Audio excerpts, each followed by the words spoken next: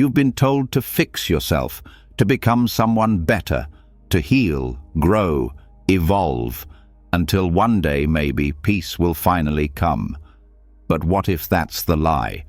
What if peace isn't something you earn, but something you remember? What if you were never broken to begin with? They told you to keep improving, to keep striving, to chase happiness like a finish line. But if that worked, why does your heart still race at night? Why does your mind keep spinning, even in silence? Why does it feel like no matter how far you come, it's never enough? The truth is, peace isn't in perfection. It's in surrender. It's in letting go of who you think you have to be. And Buddhism holds the quiet key, the ancient teachings that whisper, "You're already home." For centuries, monks, sages, and seekers have used these truths to calm the mind, soften the heart, and return to the self beneath the noise. No fixing, no chasing, just stillness, clarity, compassion. And tonight, that peace begins for you. As you listen to these teachings, something inside will soften. The tension will loosen its grip. Your breath will deepen. Your thoughts will slow. You'll feel a stillness. Not because life is perfect, but because you've stopped resisting it. This isn't just another sleep audio. This is a homecoming. Are you ready to come home to yourself? Let's begin. And now, something shifts. After years of rushing, pushing, performing, you're finally here.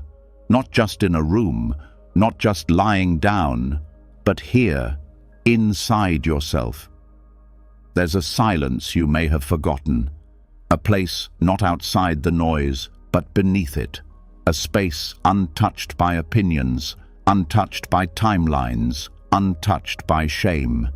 And that's where we're going now. Not forward, not back, inward. This is where peace has been waiting.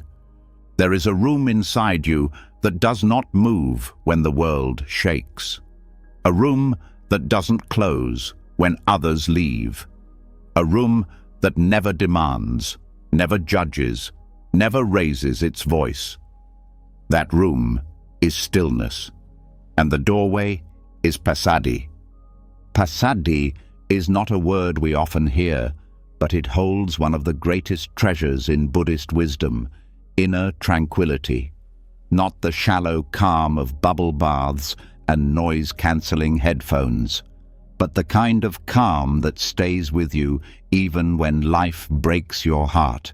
The kind that doesn't fight the storm, but sits beneath it like the ocean beneath the waves. This inner room is not built with effort. It's uncovered through quiet. It doesn't need to be created. It's remembered, because it's always been there. Even when the mind was screaming, even when shame painted the walls of your thoughts, even when life felt like too much and your own mind became a maze, that still room never left. You just stopped visiting. Pasadi is the gentle return, the practice of remembering how to sit inside yourself without fear, how to rest in your own presence, how to take a breath and not chase it with thought, to be here, fully here, and not feel like something is missing. Most people live outside themselves. Their attention is always somewhere else, scrolling, comparing, regretting, rehearsing. They're not present in their own bodies, let alone their own minds. They live in timelines and headlines and memories. But peace doesn't live there. Peace lives in presence. And pasadi is how you find the way back. In Buddhist texts, pasadi is described not as a goal, but as a natural state that arises when agitation is released, like how a pond becomes clear when you stop stirring the mud. The water was never broken. It was just busy. The same is true for your mind. It's not broken. It's busy. Too many thoughts, too much noise, too much past, too much future. And not enough now. So how do you stop stirring? You don't fight the thoughts. You don't force silence. You don't try to escape. You pause, you breathe, and you watch. When you watch the breath without trying to change it, the breath changes you. You begin to feel it soften. The tight places inside begin to release. You start to notice the sounds, not as enemies to silence, but as part of it. A passing car, a creaking floor, the soft hum of life. Nothing to control, nothing to push away. In this room, you don't have to be impressive. You don't have to explain yourself. You don't have to justify your pain. Here, your job isn't to succeed or perform, it's to simply be. That's the rarest thing in the world, to just exist, fully, without judgment. This is the freedom that pasadi offers, not an escape from life, but an embrace of it. You might think, but how can I rest when I have so many problems? And here's the truth. Most of your problems don't exist in the present moment. They live in the past you can't fix or the future you can't control.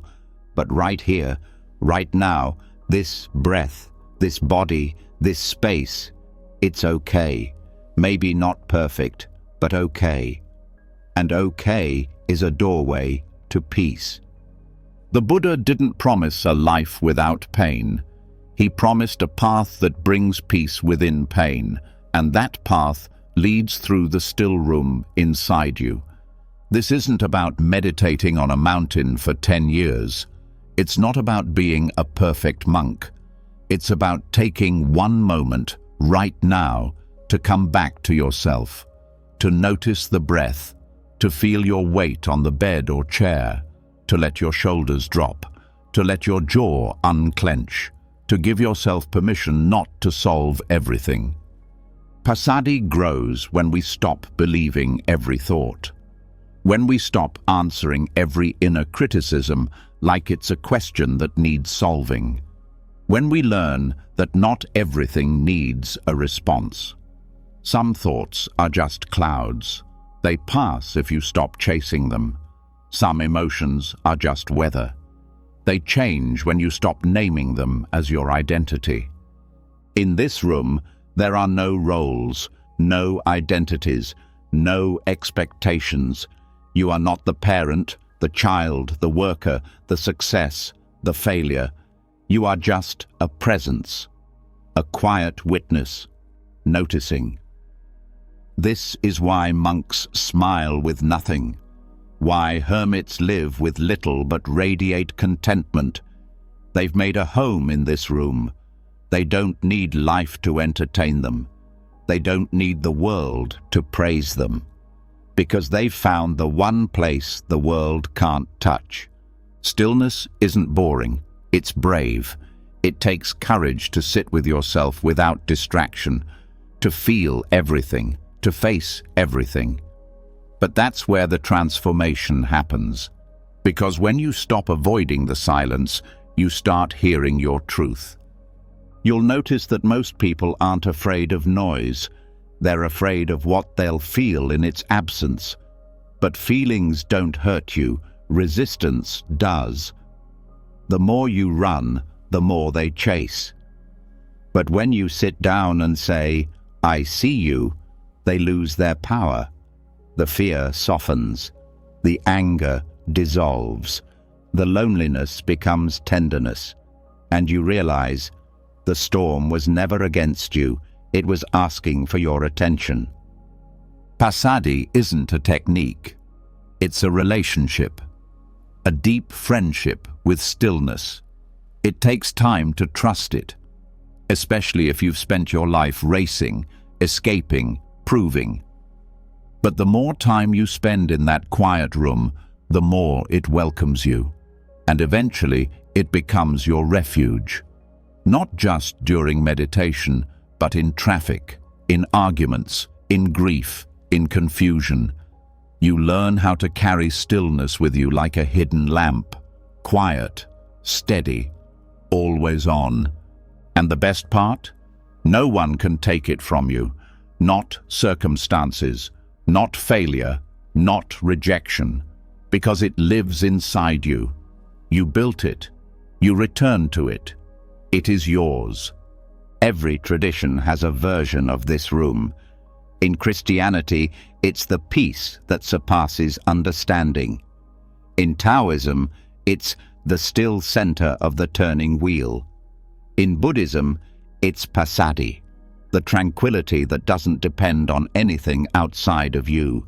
And science is catching up.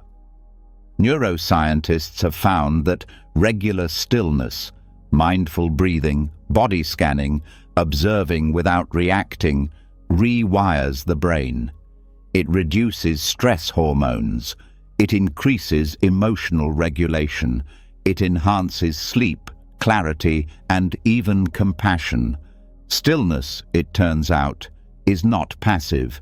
It's medicine. But here's the thing. You can't force it. You can only allow it. Peace doesn't come from clenching. It comes from release. So release the need to be somewhere else. Release the pressure to become someone else. Release the guilt that says rest is lazy. Release the stories that say peace is for other people. You are allowed to be here. You are allowed to breathe. You are allowed to rest in the room where nothing needs to be fixed. This isn't about escaping life. It's about stepping so deeply into the present that nothing can shake you. It's about learning that real safety isn't out there, it's in here. And every time you come back to this room, you strengthen the path to it. Every breath, every pause, every moment of silent attention builds the doorway wider. One day, it won't even feel like returning. It will feel like living. So rest here, in the stillness beneath effort. Let it hold you. Let it teach you. Let it change you. Because the world will always call you to rush. But peace waits in the room that never rushes back. Let the breath guide you home.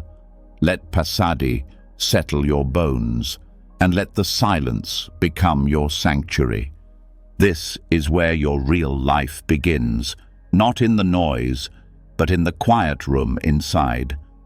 Let's stay here a little longer, just breathing, just being, just home. But even inside the quiet room, there's something else. A presence that whispers just loud enough to be heard. A face that won't stop appearing.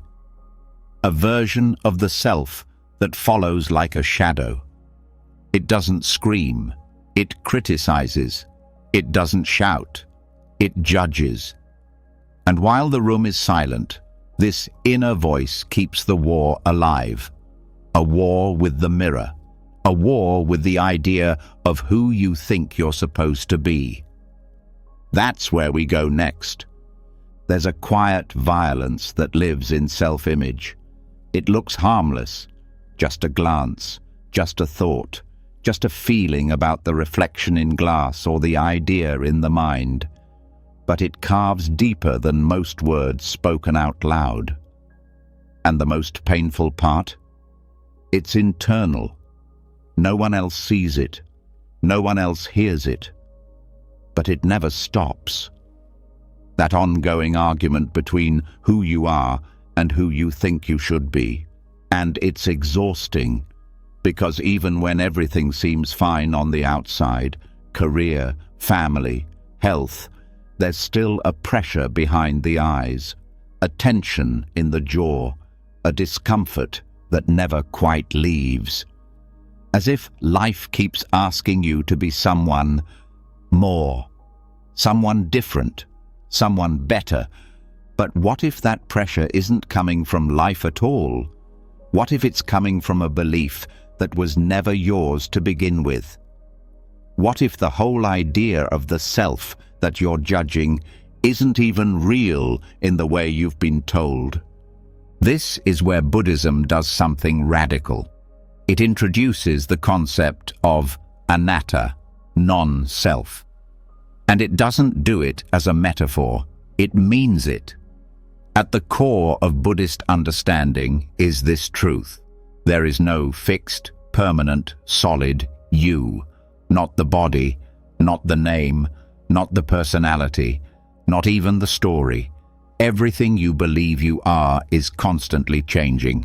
Yet most suffering comes from forgetting that, from treating a fluid experience like it's a frozen identity. You look in the mirror and see a snapshot. You see skin, wrinkles, fat, scars, beauty, age, success, failure. But what you're actually looking at is a moment, not a truth, not a verdict, just a flicker of change caught in a single frame. And then you judge that flicker as if it defines you forever. This is the trap. The self-image becomes a courtroom. Every moment, a new trial. Every flaw, a new charge. And no matter how many compliments you get or how much progress you make, there's still a jury in your head waiting to find you guilty again. Anatta doesn't say you're nothing. It says you're not one thing. It says the self is not a fixed object. It's a process. A flame, not a sculpture. A river, not a statue. And once that's understood deeply, not just intellectually, but experientially, the war with the mirror begins to dissolve. Because you can't fight what doesn't stand still. You can't hate a self that keeps changing. You can't hold on to judgment when the target keeps slipping away. And here's the strange freedom in that. Once you stop clinging to an identity, the criticism starts to lose weight. There's nothing to defend, nothing to fix, nothing to prove. The person you thought you needed to be dissolves into presence. And presence doesn't compare. Presence doesn't judge. Most people are terrified to let go of identity because they think it's what makes them real. But what makes you real is your awareness, not your name, your status, your past, your plans. Your aliveness isn't in your resume. It's in your breath, in your heartbeat, in your capacity to observe this very moment. And that means you are more than the story you tell yourself. You are more than the mistakes you regret. You are more than the approval you seek, and more than the image you try so hard to maintain. So what happens when you stop arguing with the mirror? You stop performing. You stop rehearsing your answers. You stop adjusting your tone to fit someone else's expectation. You become quiet enough to hear your own truth underneath the noise. There is a Buddhist practice called contemplation on the 5 aggregates. It breaks down what we normally call the self into 5 parts: form, sensation, perception, mental formations, and consciousness. And when we examine each part, we realize none of them on their own can be called a self. They rise and fall, moment to moment, like waves in the sea. The body changes, the thoughts shift, the moods rise and fall. Even the sense of me comes and goes, depending on attention. So, what are we really holding on to? What are we really judging when we say we hate ourselves? We're clinging to clouds and then getting upset that we can't shape them into something solid. When you begin to let go of self-judgment, it doesn't mean you stop caring about your growth. It means you stop measuring your worth by an illusion. You grow not because you are broken, but because change is natural. You evolve not to become someone else, but to live more freely as no one in particular. And yes, that can be disorienting at first. If you've spent your life building an identity, tearing it down sounds scary. But what you find beneath that structure is not a void. It's space, openness, peace. The self is a useful tool, but a terrible master. It can help navigate the world, but it was never meant to define your essence. The Buddha didn't ask us to erase our names or personalities. He asked us not to cling to them, to see them like clothes, worn, used, appreciated, but never mistaken for who we are. So next time you look in the mirror, soften your gaze. Don't search for flaws to correct. Don't look for signs of success or failure. Just see what's there, without narrative, without measurement. Just this face, just this presence, just this moment. Because underneath all your versions is the quiet awareness that's never changed. The one that saw your first heartbreak and didn't run. The one that stayed through every mistake. The one that's still here now, watching, listening, breathing. That awareness isn't judging you, it's holding you, and it knows you don't need to be anything more. So let the mirror be just a mirror. Let the thoughts be just thoughts. Let the stories fall away. And let yourself be, without needing to explain why. Because peace doesn't come from fixing the reflection. It comes from realizing you're not the image at all. You're the stillness behind it. And once you stop arguing with the mirror, once the noise of who you think you are starts to quiet, what's left isn't silence. It's memory, not just images, but echoes. Echoes of choices, echoes of words you regret, echoes of moments you wish you could rewrite. And even if you've softened toward your reflection, there's still a voice that whispers, "But what about what you did?" That's the next layer, the one that doesn't attack your face, but your past. And the only way to move through it is with something far stronger than shame. It's time to talk about compassion, not in theory, not as a sweet idea, but as a force. Karuna, the kind that doesn't just feel sorry, it transforms. The kind that doesn't pity the past, it frees it. Guilt is sticky. It wraps around decisions and doesn't let them go. Even after growth, even after change, even after years.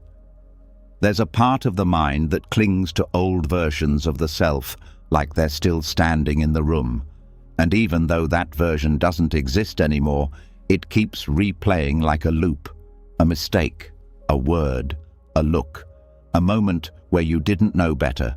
And now that you do, you punish yourself for the time you didn't. But this is where the Buddhist teaching of Karuna enters. Compassion, not just as kindness toward others, but as healing toward yourself. Compassion that says, you didn't fail, you learned. That doesn't excuse harm, but holds it in the light of human frailty. That remembers no one wakes up trying to hurt themselves or others. That people do what they can from the place they're in, and sometimes the place they were in was confusion, pain, or survival. Forgiveness isn't forgetting. Forgiveness is telling the truth without building a cage around it. It's seeing clearly that the person who made that choice was trying to cope, trying to feel safe, trying to belong, trying to matter. Maybe they failed. Maybe they caused pain, but they weren't evil. They were lost. And now you can choose to stop punishing the ghost of who you used to be. Karuna sees the full picture. It sees the wounded child underneath the reaction, the abandoned teenager underneath the anger, the stressed-out adult underneath the avoidance. It sees the deeper layers that most people ignore, and it replaces blame with understanding. Not so you can deny what happened, but so you can release the chain tied to it. In Buddhist practice, compassion isn't passive, it's powerful. It says, "I see your suffering, and I won't turn away." And when you turn that gaze inward, something incredible happens. You begin to see not just what you did, but what you were missing. You see the emotional hunger, the confusion, the fear, and you realize you weren't evil, you were unconscious. And consciousness now gives you the power to stop repeating the punishment. The mind loves to re-sentence itself. It loves to say, "You should have known better." But knowing better only comes from not knowing first. Growth is a process. You don't shame a flower for being a seed. You don't yell at a toddler for not knowing how to run. Yet somehow, we expect ourselves to have mastered life before we've even lived it. Karuna interrupts that cycle. It says, "The moment you realized you were wrong was the moment you became new." It doesn't ask you to justify your past. It asks you to hold it, to meet it with warmth instead of a whip, to touch it like a wound, not a weapon. And if part of you resists, if part of you says, "But I don't deserve forgiveness," that's where the deepest work is. Because what you're really saying is, "I don't believe I'm allowed to be free." And that belief is not humility. It's a hidden form of self-hate. True humility says, "I was wrong, and I'm learning." False humility says, "I was wrong, and I should suffer forever." But Buddhism doesn't teach eternal guilt. It teaches presence, and presence cannot carry guilt from the past and still remain whole. So, how do you practice karuna with your past self? You start by noticing when guilt arises. Instead of arguing with it, sit beside it. Ask it what it needs. Not what it wants, but what it truly needs. Often, it doesn't need punishment. It needs permission to feel pain, to grieve the consequences, to mourn the people you hurt, to cry for the version of you that didn't have the tools or the love or the clarity. And once that grief is seen, it starts to loosen.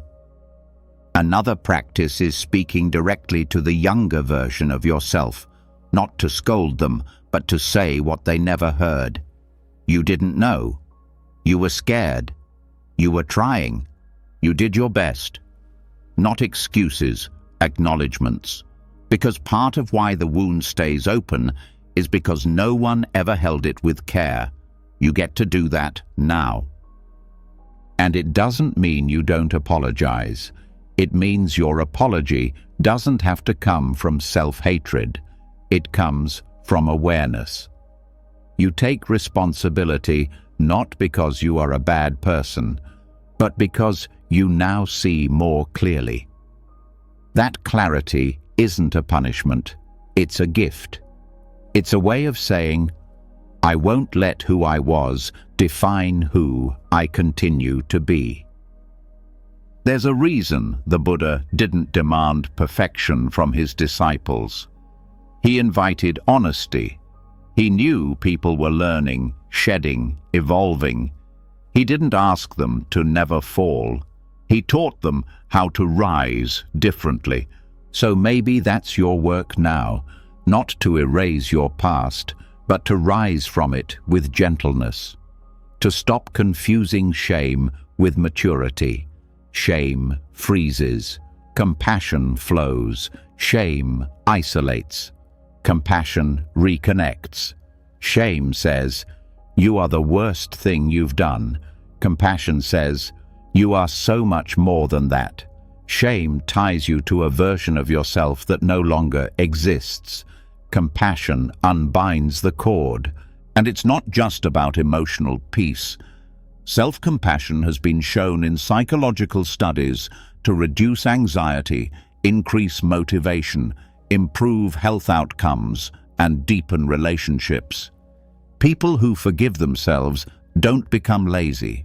They become freer to act wisely, because their decisions aren't based on avoiding guilt. They're based on clarity.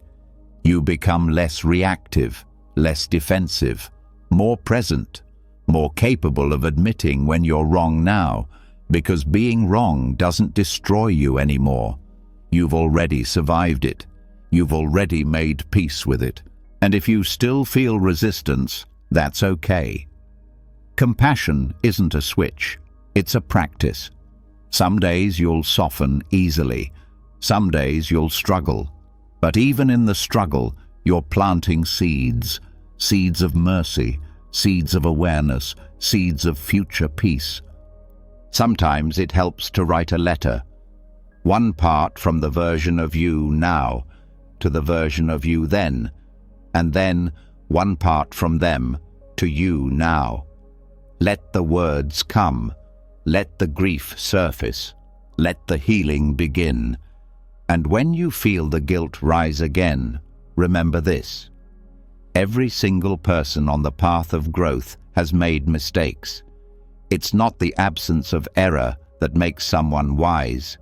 It's the willingness to meet error with honesty and compassion. Karuna isn't soft in the weak sense.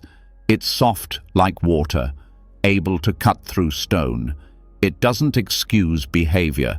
It transforms it, and it transforms the one who carries it too.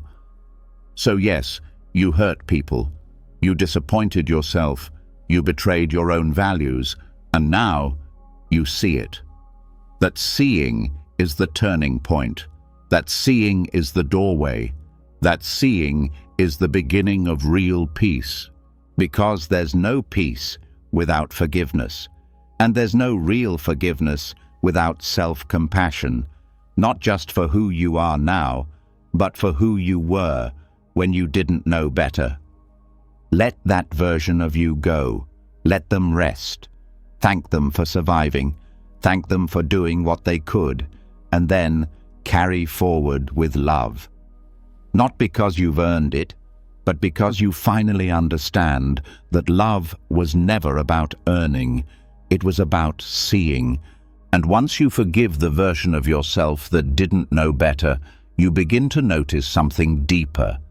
The past isn't the only thing that left marks. Life itself has left cracks in your thoughts, in your body, in your habits, in your story. And maybe for the first time, you're not trying to cover them. You're just noticing. And that noticing brings you to the next truth, that the parts of you that feel broken might be the very places where the light enters. There's an old Zen story about a cracked bowl. The story is simple, but it holds a truth that shifts everything. A monk carried a bowl that had a small crack down one side. For years, he thought about replacing it. It leaked slightly when filled with water. It didn't match the other monk's perfect bowls. But one day, he noticed something strange. When he left the bowl by the window, the morning light passed through the crack in a way that made the entire surface shimmer, a small fracture revealing a hidden brilliance. From that day forward, the monk stopped trying to replace it. He treated the crack not as a flaw, but as part of the story, a doorway for light, a proof of life. This parable reveals something Buddhism has always known. There is no peace without embracing imperfection. The concept of anicca, impermanence, is not just about letting go of what ends. It's about recognizing that everything changes, everything shifts, everything breaks, and that's not a problem. That's the pattern. Flaws are not deviations from life. They are the evidence of life. They are where growth happened. They are where suffering cracked something open. They are the shape that pain leaves behind when it moves through you.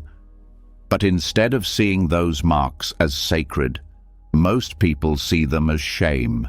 They try to hide the crack, cover the scar, smooth the story, present a version of themselves untouched by weather, untouched by time, untouched by reality.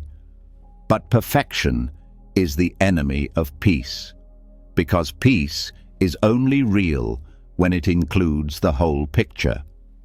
Not just the polished surface, but the scratched, chipped, dented, and softened core underneath.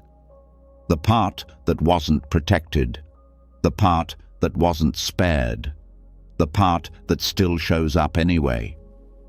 We spend so much of life trying to patch ourselves, trying to sand down our rough edges, trying to match some invisible standard of what it means to be worthy.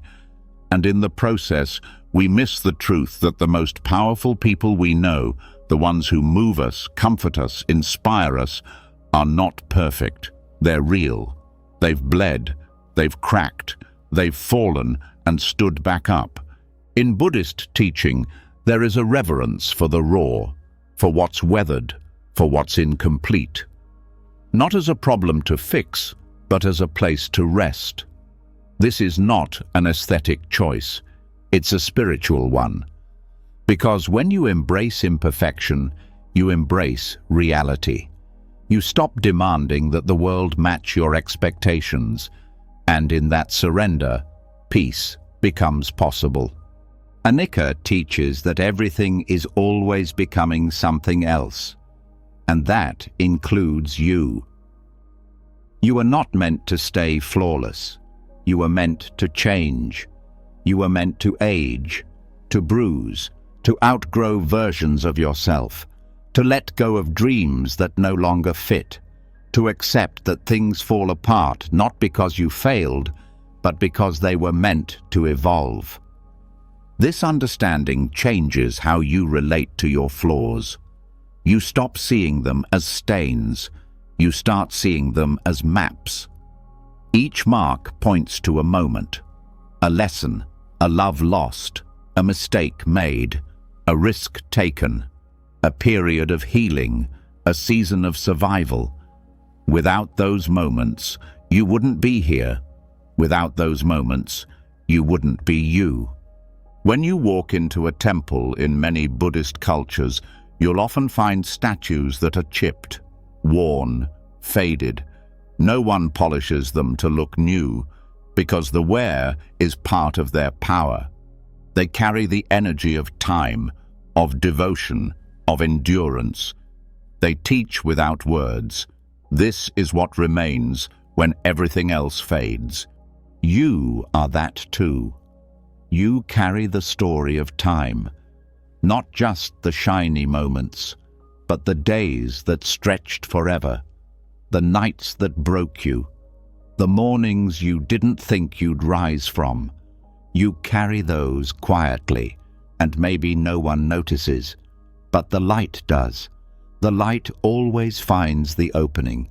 The cracked bowl isn't beautiful because it hides the crack. It's beautiful because it lets the crack be seen, because it doesn't apologize for the fracture, because it turns that fracture into a prism. This is the invitation, to stop fixing and start witnessing, to notice where your wounds became wisdom, to honor the parts of you that kept going even when they weren't okay. Peace comes when you stop trying to get over things and instead bow to them, not in defeat, but in reverence. This hurt me, and I am still here. That is sacred. That is strength. That is the beauty no one can sell you or give you. It only comes from being fully alive. And in this awareness, comparison fades. Because when you see your own cracks as gold, you stop envying the polished surface of others. You stop chasing their version of beauty. You start trusting your own texture, your own tempo, your own timeline. This isn't about glorifying pain. It's about refusing to pretend you didn't feel it, about choosing not to edit your humanity, about letting yourself be soft where you used to harden, about seeing your own chipped edges as art.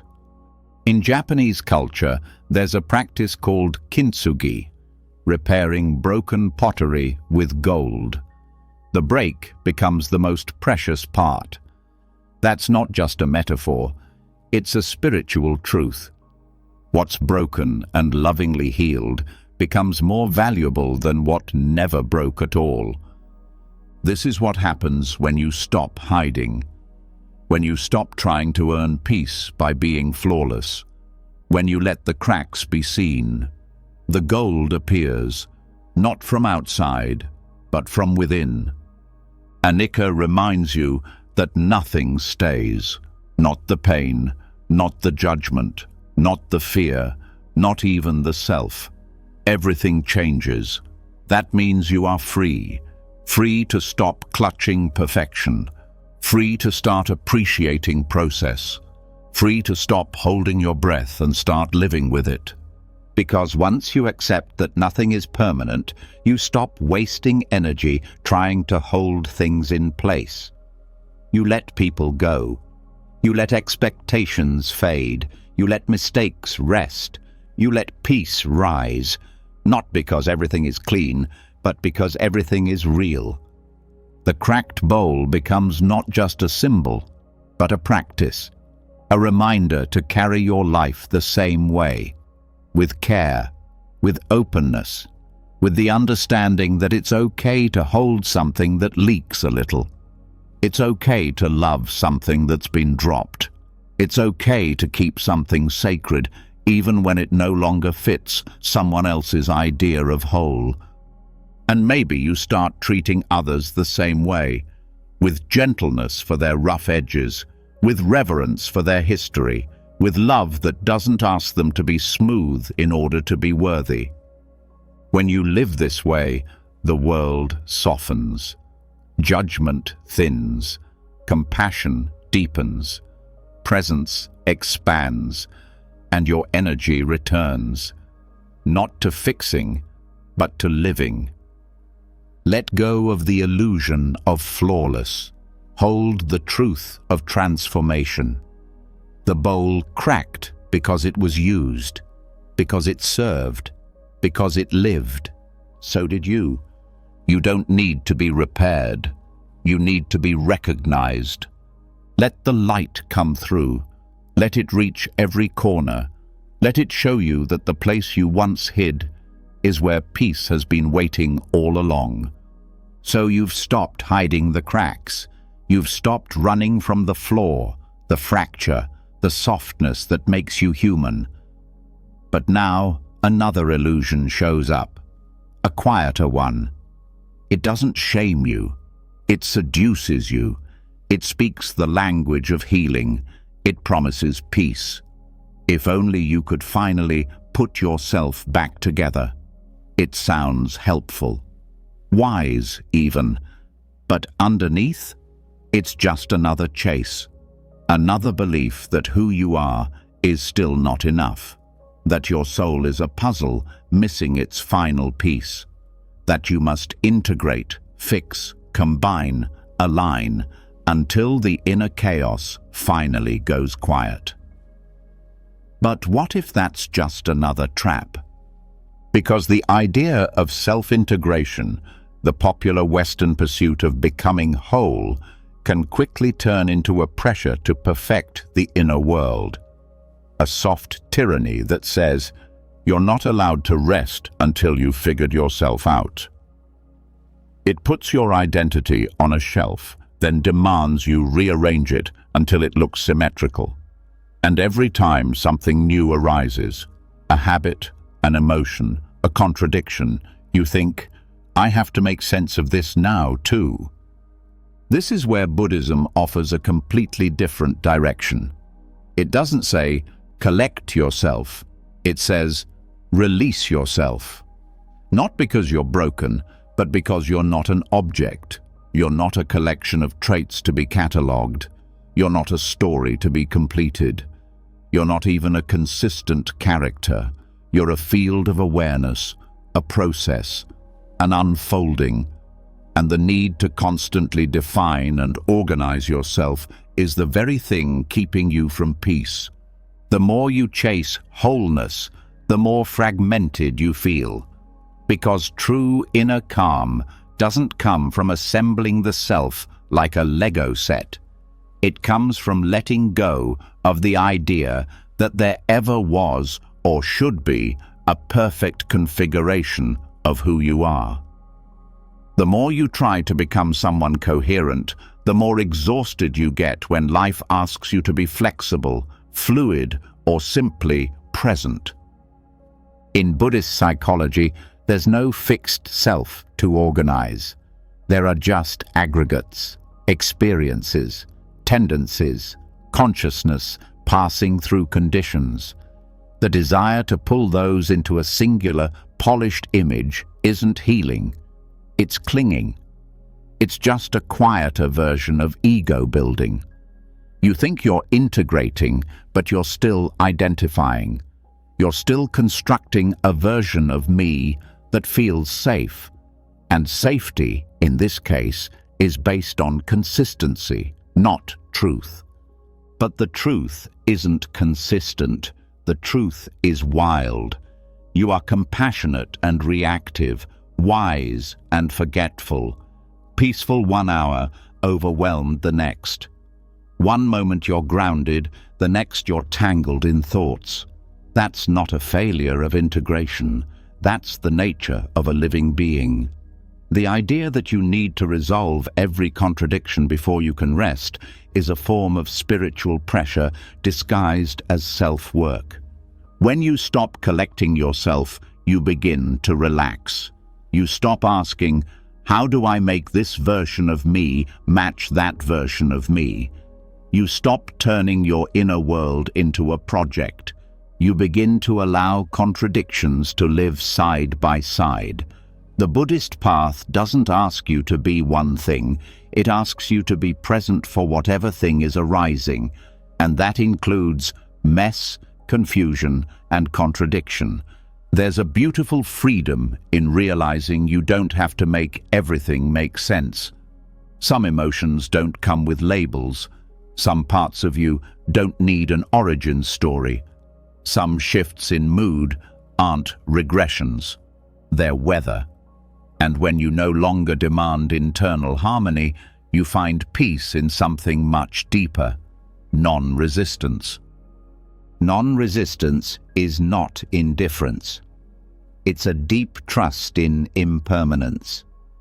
It's what happens when you understand that the self isn't a statue to be sculpted. It's a stream to be witnessed. You're not here to create a final version of yourself. You're here to be aware of what's moving through. And yes, that challenges everything we're taught. From therapy culture to self-help to motivational quotes, we're told that the goal is to find our true self, to bring all the parts into alignment, to resolve the conflict between the child self, the parent self, the dreamer self, the wounded self. But what if they don't need to be resolved? What if they're not enemies? What if they're just parts moving in and out of the field of experience? In early Buddhist texts, even enlightenment isn't described as becoming someone perfect. It's the end of identifying as someone at all. It's the release of the illusion that the self is a fixed, unified object. And with that release comes a quiet kind of freedom, not the dramatic kind, the soft kind, the kind where you no longer wake up every day thinking, what am I supposed to be now? Instead, you rest in the awareness that watches. the awareness that doesn't demand integration, the awareness that doesn't organize identity like a shelf full of trophies, the awareness that says, "This, too, belongs," without needing to file it away.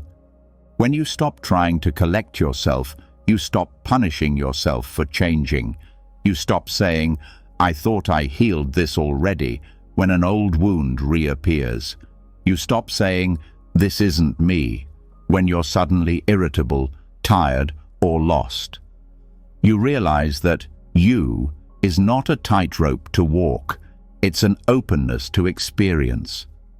And slowly, life becomes less of a personal drama and more of a dance. You stop narrating your every emotion. You stop translating your every thought into a self-judgment. You allow what's happening to be just what's happening, not a reflection of who you are, not a statement about your wholeness, just a moment. And this isn't passive, it's deeply alive. It requires presence, honesty, and humility. It means feeling your pain without building an identity around it. It means observing your joy without trying to make it permanent. It means being okay with the fact that you are a mosaic, and sometimes pieces fall out. Sometimes new ones come in, and sometimes you don't know what picture they're making. That's okay. The point is not to finish. The point is to stay awake. Letting go of integration means letting go of needing everything to fit. It means you stop asking yourself to be consistent in a world that isn't. It means you stop apologizing for shifting. It means your sense of identity becomes soft, light, breathable. And when your identity softens, so does your suffering. Because suffering thrives in tight spaces, in labels, in boxes, in "I am this" and "I am not that." But awareness has no walls. It includes it all. It watches it all. It never needs you to choose between your contradictions. It only asks you to stay present with them. So the next time you feel scattered, don't rush to collect yourself.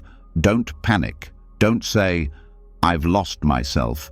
Say, "This is what it feels like to be uncontained." Say, "This is what it feels like to be alive without borders." Say, "This is what it feels like to let go of the project." Because you were never supposed to be a project. You were never supposed to be a finished product. You are awareness in motion, consciousness touching experience, spirit moving through time. And peace is not at the end of self-assembly. It's already here, underneath the need to assemble anything. So, breathe. Let the pieces be where they are. Let the questions stay open. Let the identity be porous. You don't need to get it all together. You just need to stop gripping what's falling apart. Not to abandon it, but to stop thinking it defines you. This is how Buddhism unhooks you from the pressure to make your inner world pretty. It doesn't offer integration, it offers intimacy with what is, as it is, without trying to edit the experience into something neater. The pieces don't need to come together, they need to be seen. That's where peace begins. That's where you stop collecting yourself and start returning to what's always been whole, the awareness that holds it all. And once you stop collecting yourself, something strange happens. You don't fall apart. You don't disappear. You don't become someone unrecognizable. Instead, for the first time, you breathe without trying to fit the breath into a plan. You wake up without rehearsing who you need to be. But just as that peace starts to rise, another voice shows up. Softer than shame, quieter than self-doubt. It whispers in the background, "You're not done." The mind shifts its obsession from identity to improvement, from integration to fixing. The pressure doesn't vanish, it just puts on new clothes. And now, instead of trying to become someone whole, you're trying to become someone better, constantly. That's where we go next. Self-improvement sounds innocent, encouraging even, but for many, it becomes a quiet form of war. A war dressed as wisdom, a lifelong campaign to polish the parts of yourself that someone once said weren't good enough. It starts with motivation, but ends with exhaustion. And the worst part is that it never feels finished. There's always something more to heal, something new to optimize, something else to unlock. The target keeps moving and the heart keeps chasing, all in the name of growth. But Buddhism offers a radical pause. Not against growth, but against the suffering that often hides inside it. At the heart of the Buddha's path is the middle way, not too tight, not too loose. Not indulgence, not denial, not apathy, not obsession. And this middle path is not just about lifestyle, it's about mindset. It's the antidote to extremes, including the subtle one that says you must constantly be working on yourself to be worthy. The idea that you are a problem to solve is one of the deepest forms of conditioning. It gets into everything. It turns your quiet moments into goals. It makes rest feel like failure. It transforms meditation into a performance. It takes your basic human experience and layers it with judgment. Suddenly, sadness isn't just sadness. It's something you shouldn't still feel.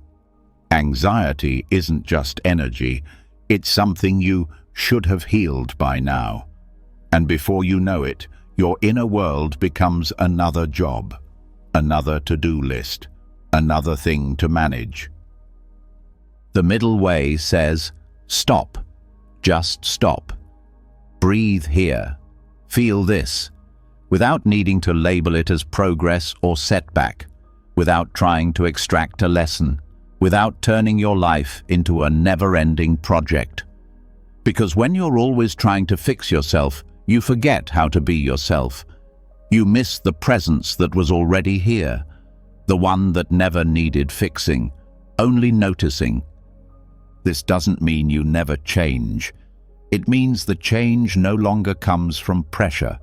It comes from peace, from clarity, from natural unfolding, like a flower opening with the season, not forced open by hands trying to hurry spring. When you let go of the urgency to improve, something deeper begins to move. Not improvement, but understanding. Not enhancement, but release.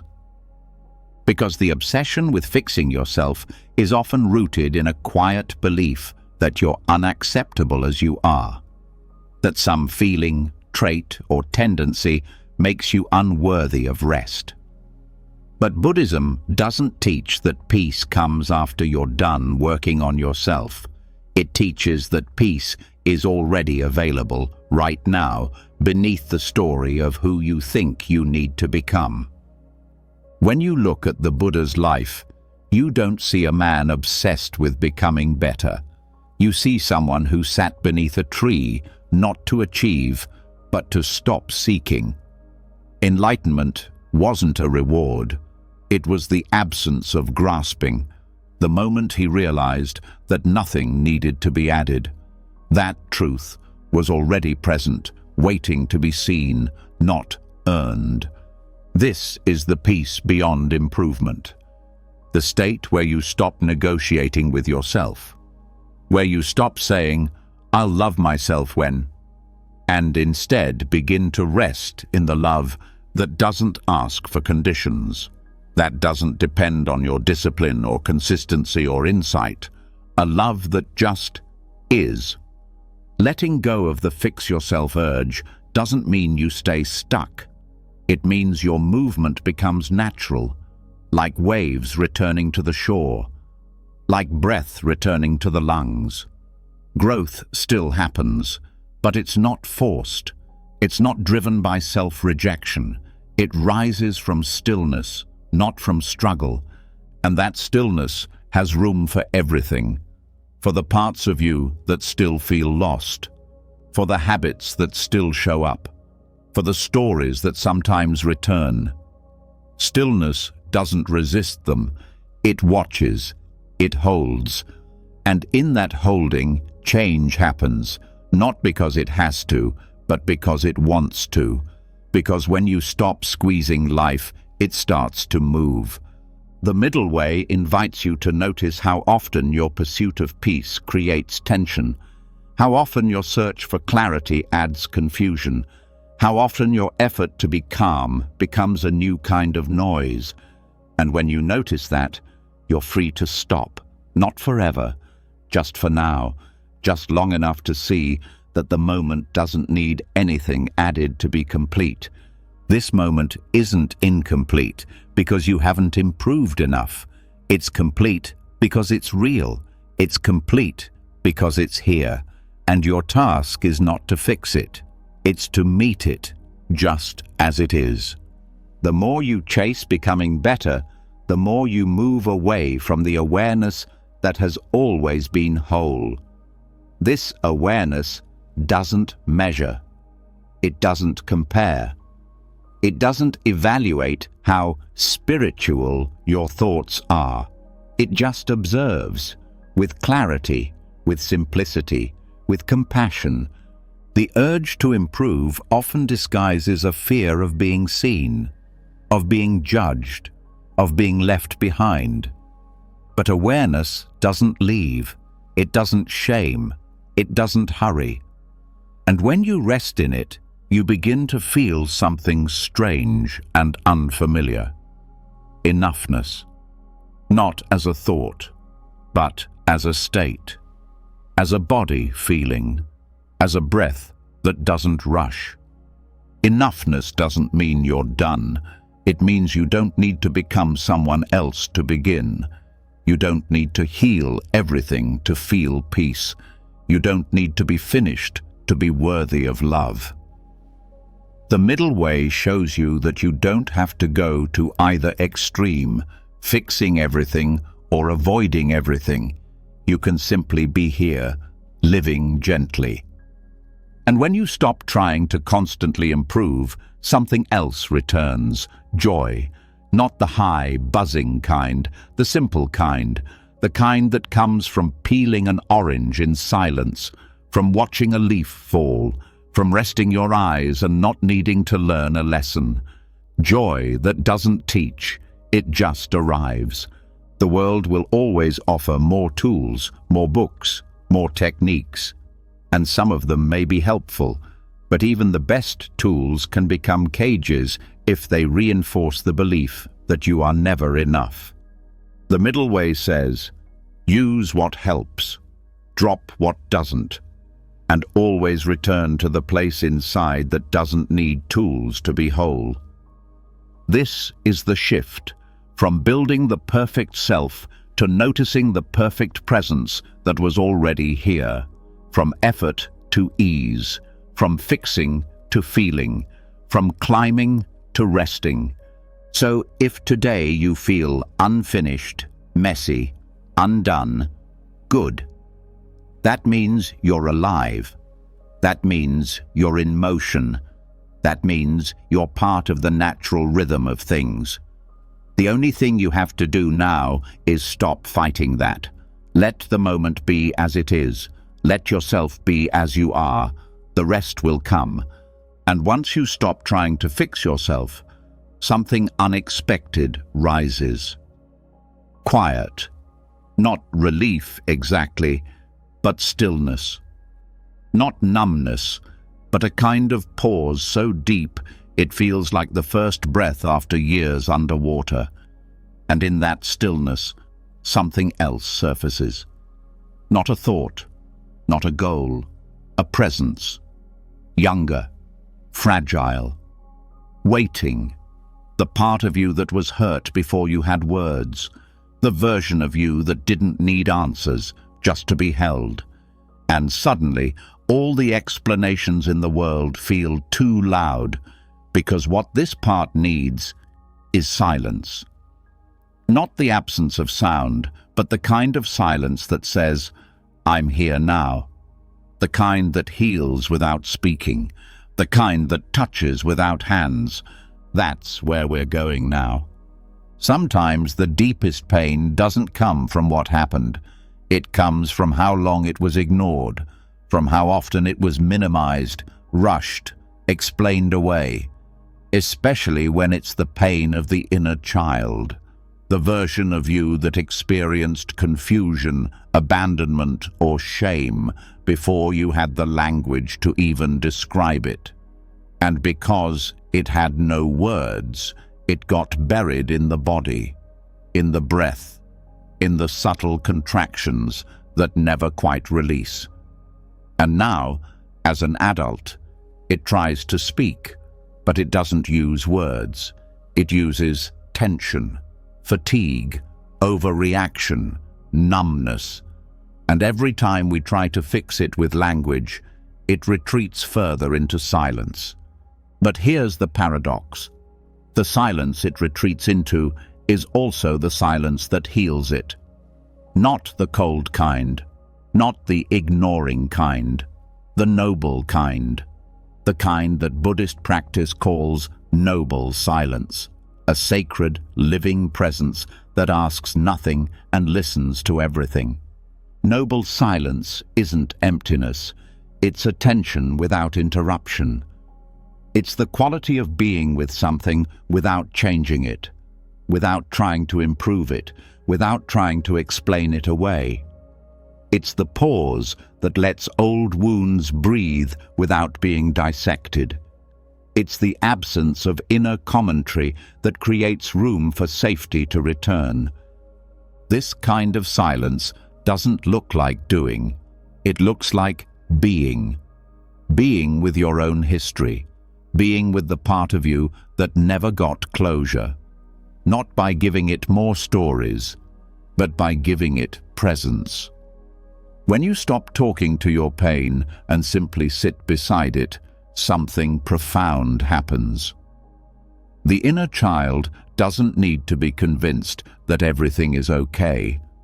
It just needs to feel that it's not alone anymore. Words often try to fix. Silence just stays. And sometimes the deepest apology isn't "I'm sorry" on repeat. It's "I'm here" with no conditions. It's a breath that doesn't rush to the next thought. It's a pause that doesn't need to be filled. In Buddhist retreats, noble silence is more than quiet. It's a container, a holding space, a way of practicing truth without talking about it. It's where healing happens, not because someone said the right thing, but because nothing needed to be said at all. The silence became safe. The space became enough. This is the kind of silence the inner child understands, because it's the language they spoke all along. Before sentences, before explanations, before you learned to pretend. That young part doesn't want your insights. It wants your stillness. It wants your calm breath, your grounded heart, your unhurried presence. And here's the thing. You don't have to go back and relive everything. You don't need to uncover every moment of childhood pain to heal it. You just need to stop running from the discomfort. Stop filling every quiet space with analysis. Stop trying to win the war with words. There is no argument to win. There is only presence to offer. You become the adult that part of you always needed, not by saying the perfect thing, but by refusing to turn away. You stop performing healing and start living it. And slowly, the nervous system starts to settle. The body starts to soften. The breath deepens without effort. Because when you stop attacking your past with improvement plans, it begins to trust you again. The inner child begins to believe that this time, finally, it's safe to come forward. It doesn't mean you forget. It means you stop arguing with what already happened. You stop needing to rewrite the story. You just sit in the ruins with open hands and say nothing, because nothing is needed. Silence also teaches patience. It shows you that you don't have to rush toward resolution, that sometimes the pain doesn't want to be solved. It wants to be seen, not watched with judgment, seen with soft eyes, the kind of seeing that says, "You don't have to change to be worthy of my attention." When you practice noble silence, you don't abandon your pain. You anchor beside it. You let it breathe. You let it cry without comment. You let it feel without interference. You hold the brokenness like a sleeping child, not to wake it, not to fix it, but to protect the space it takes up. And that holding is the apology, the one the inner child never received, the one that says, "I won't leave you this time." That's what heals, not insight, not strategies, but presence that doesn't flinch. And maybe for the first time, the child inside doesn't feel like a problem, doesn't feel like a burden, doesn't feel like something you need to grow out of. It becomes part of the wholeness, not because it was explained, but because it was loved without question. In Buddhist teachings, compassion isn't just a warm feeling, it's the action of staying, of remaining steady in the face of suffering, even your own, especially your own. And silence is one of the most compassionate actions you can offer yourself, because it refuses to fix, it refuses to run, it refuses to hide behind noise. This silence is not empty. It's sacred. It holds space for things words will never reach, for grief that never found its name, for fears that never found safety, for hopes that never found a voice. And in this sacred space, time begins to stretch. Old wounds lose urgency. The body finds rest. This is not a one-time event. It's a return, over and over again, returning to the silence beneath the inner dialogue, returning to the breath when thoughts become too loud, returning to presence when pain resurfaces, not to remove it, but to remain with it. And the more often you return, the more the inner child learns that healing isn't a performance. It's a posture, a choice to stay, a choice to breathe through the discomfort, a choice to listen with no goal. That's where real transformation begins. When nothing is being added and nothing is being solved, just a soft, stable presence in the middle of what once felt unbearable. You don't need to speak over your wounds. You don't need to narrate your healing. You just need to stay with what arises, without judgment, without story. That's the silence that becomes the apology. That's the stillness that becomes the home. And once you've sat in silence with your pain, without trying to change it, something softer begins to open, a kind of inner permission. You stop bracing against yourself. You stop flinching at your own emotions. You no longer run. But just because you're no longer running doesn't mean you've fully turned around. There's one more step, one that almost no one takes, one that feels unnatural at first. To not just sit with the parts of yourself you used to reject, but to bow to them.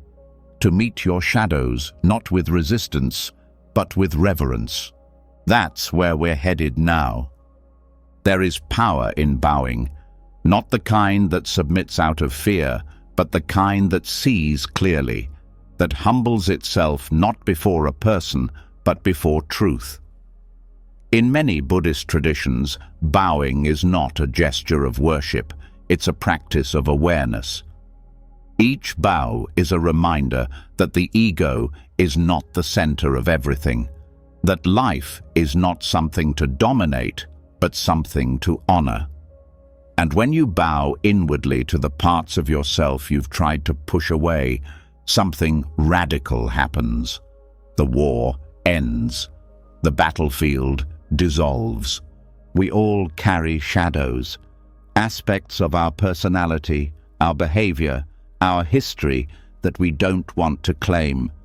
Maybe it's a fear you try to mask with control, a jealousy you dress up as indifference, an addiction you've labeled as a bad habit, a regret you never let surface because it makes your chest feel like stone. Whatever shape it takes, the shadow is real, not because it defines you, but because it's been following you, waiting to be seen, and most people try to fix it, fight it, bury it, name it something nicer, try to transform it through effort. But Buddhism offers something different, not another attempt to destroy the shadow, but an invitation to bow, to meet the unwanted part of you with the posture of respect, not because it's good, not because it's pleasant, but because it exists, and all existence, all experience, deserves awareness.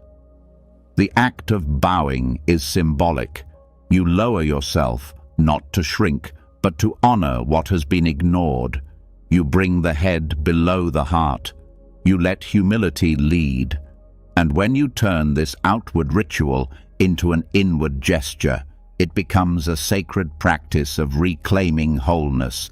You say, without words, I see you, to the fear, to the rage, to the compulsion, to the pain. I see you, and I will not exile you anymore. This is not the same as indulging your darkness. It's not about giving it control. It's about ending the illusion that it's separate from you, that your shadow is some foreign intruder. It's not. It's a fragment of you that was shaped by pain, starved of love, misunderstood by the mind that developed after it. And when you bow, you create a bridge between what is known and what has been hidden, between who you are and what you've avoided. To ritualize this bowing is to turn healing into a form, not abstract forgiveness, but embodied acknowledgement. You can literally bow in meditation, in a quiet room, on the floor, knees folded, hands to heart or ground. Or you can bow internally as an energetic movement of humility. You can breathe into the part of you you once disowned, and with each exhale, release judgment, not in theory, in action. And in that moment, something softens. The fear becomes less sharp. The shame becomes less tight. The regrets begin to melt at the edges. Because what the shadow feared most was not being wrong. It was being abandoned. And now you've returned. The reason this works is not mystical, it's energetic. Judgment creates contraction. Denial creates fragmentation. But presence creates reintegration. When you meet the unwanted parts of yourself with steadiness, with gentleness, the body stops bracing. The nervous system starts to believe it's safe to feel this now. And that safety is what allows healing to begin. In many Buddhist monasteries, monks bow hundreds of times a day, not because they're unworthy, but because bowing reminds them of interconnectedness, of humility, of the ego's rightful size. And this same reverence can be brought into our inner life. We bow to our flaws, not because they are holy, but because they are human. And the human deserves love. The parts of you you don't want to look at are not dangerous. What makes them dangerous is being left in the dark. What gives them power is your resistance. When you turn toward them, not with more analysis, but with a ritual of attention, they begin to soften. They stop needing to control you, because they've been seen. You can bow to your fear, not to agree with it, but to acknowledge it's there for a reason. You can bow to your habits, not to let them run your life, but to understand that they formed to protect you. You can bow to your regret, not to drown in it, but to honor the version of you that didn't know a better way. This practice is not fast, it's not flashy, but it is profound. Over time, it transforms how you see yourself. You stop dividing into good and bad. You stop trying to amputate the parts that feel ugly. You begin to understand that real peace comes not from purity, but from wholeness. And wholeness is not a feeling, it's a relationship with all that you are, even the impulses, even the memories, even the emotions that show up at the worst times. They all belong, not because they're convenient, but because they are real. You may think you need to change to be worthy of your own love, but the truth is, you only need to bow. You only need to return. You only need to stop treating the darker parts of yourself like strangers. They're not here to ruin you. They're here to be met, to be held, to be freed from exile. In this way, bowing becomes a liberation, not a loss of dignity, but the discovery of it. Dignity in seeing yourself clearly, in holding your own suffering like a sacred object, in refusing to split your soul into acceptable and unacceptable parts. And slowly, your inner world becomes quieter, not because the shadows are gone, but because they're no longer banging on locked doors. You opened them. You welcomed them in. You offered tea instead of chains. There is no peace without this gesture. You can meditate for years, read every book, perfect every ritual. But if you're still running from the parts of you that ache, you'll never feel whole. You'll always be performing. This is the freedom that comes when you bow. You stop performing. You start participating. You start showing up as the whole, messy, holy, imperfect miracle that you are. And in that showing up, you reclaim every fragment. You say to each one, "You're part of the story," and that is enough. And once you've bowed to your shadows, once you've stopped treating them like enemies and started honoring them as messengers, something else begins to stir. Not fear, not shame, but spaciousness. Because now you're no longer at war with what lives inside you. You've stopped trying to exile parts of yourself and instead welcomed them home. But even as the inner world softens, there's one more confusion that quietly lingers, a deeper layer. The belief that what you feel is what you are, that the storm inside you means something about you, that a dark moment makes a dark identity, that a bad thought makes a bad self. This illusion is subtle, but it's powerful, and now it's time to break it. Let's go there. There are moments when the mind is loud, thoughts race, emotions tighten, stories loop in circles. You feel stuck, flooded, heavy, and almost instantly the identification happens. I'm anxious. I'm failing. I'm broken again. The language is quick. It moves faster than breath, but beneath it is a misunderstanding. The idea that just because a storm is passing through you, it means the storm is you. Vipassana, the Buddhist practice of clear seeing, offers a different view. It teaches that thoughts and feelings are not your identity. They are passing events in consciousness. Weather, not architecture. Wind, not structure. And just like you don't become the rain when it falls, you don't become your anxiety when it arises. You are not the storm. You are the sky it moves through. This insight sounds simple, but living it changes everything. Because when you believe you are your inner turmoil, you suffer twice. First, from the emotion itself. Then, from the story that says the emotion defines you. Vipassana invites you to end that second layer of suffering. It doesn't ask you to suppress your experience. It asks you to see it as it is, without merging into it. This practice is not about escaping pain. It's about witnessing it with enough clarity that you stop drowning in it.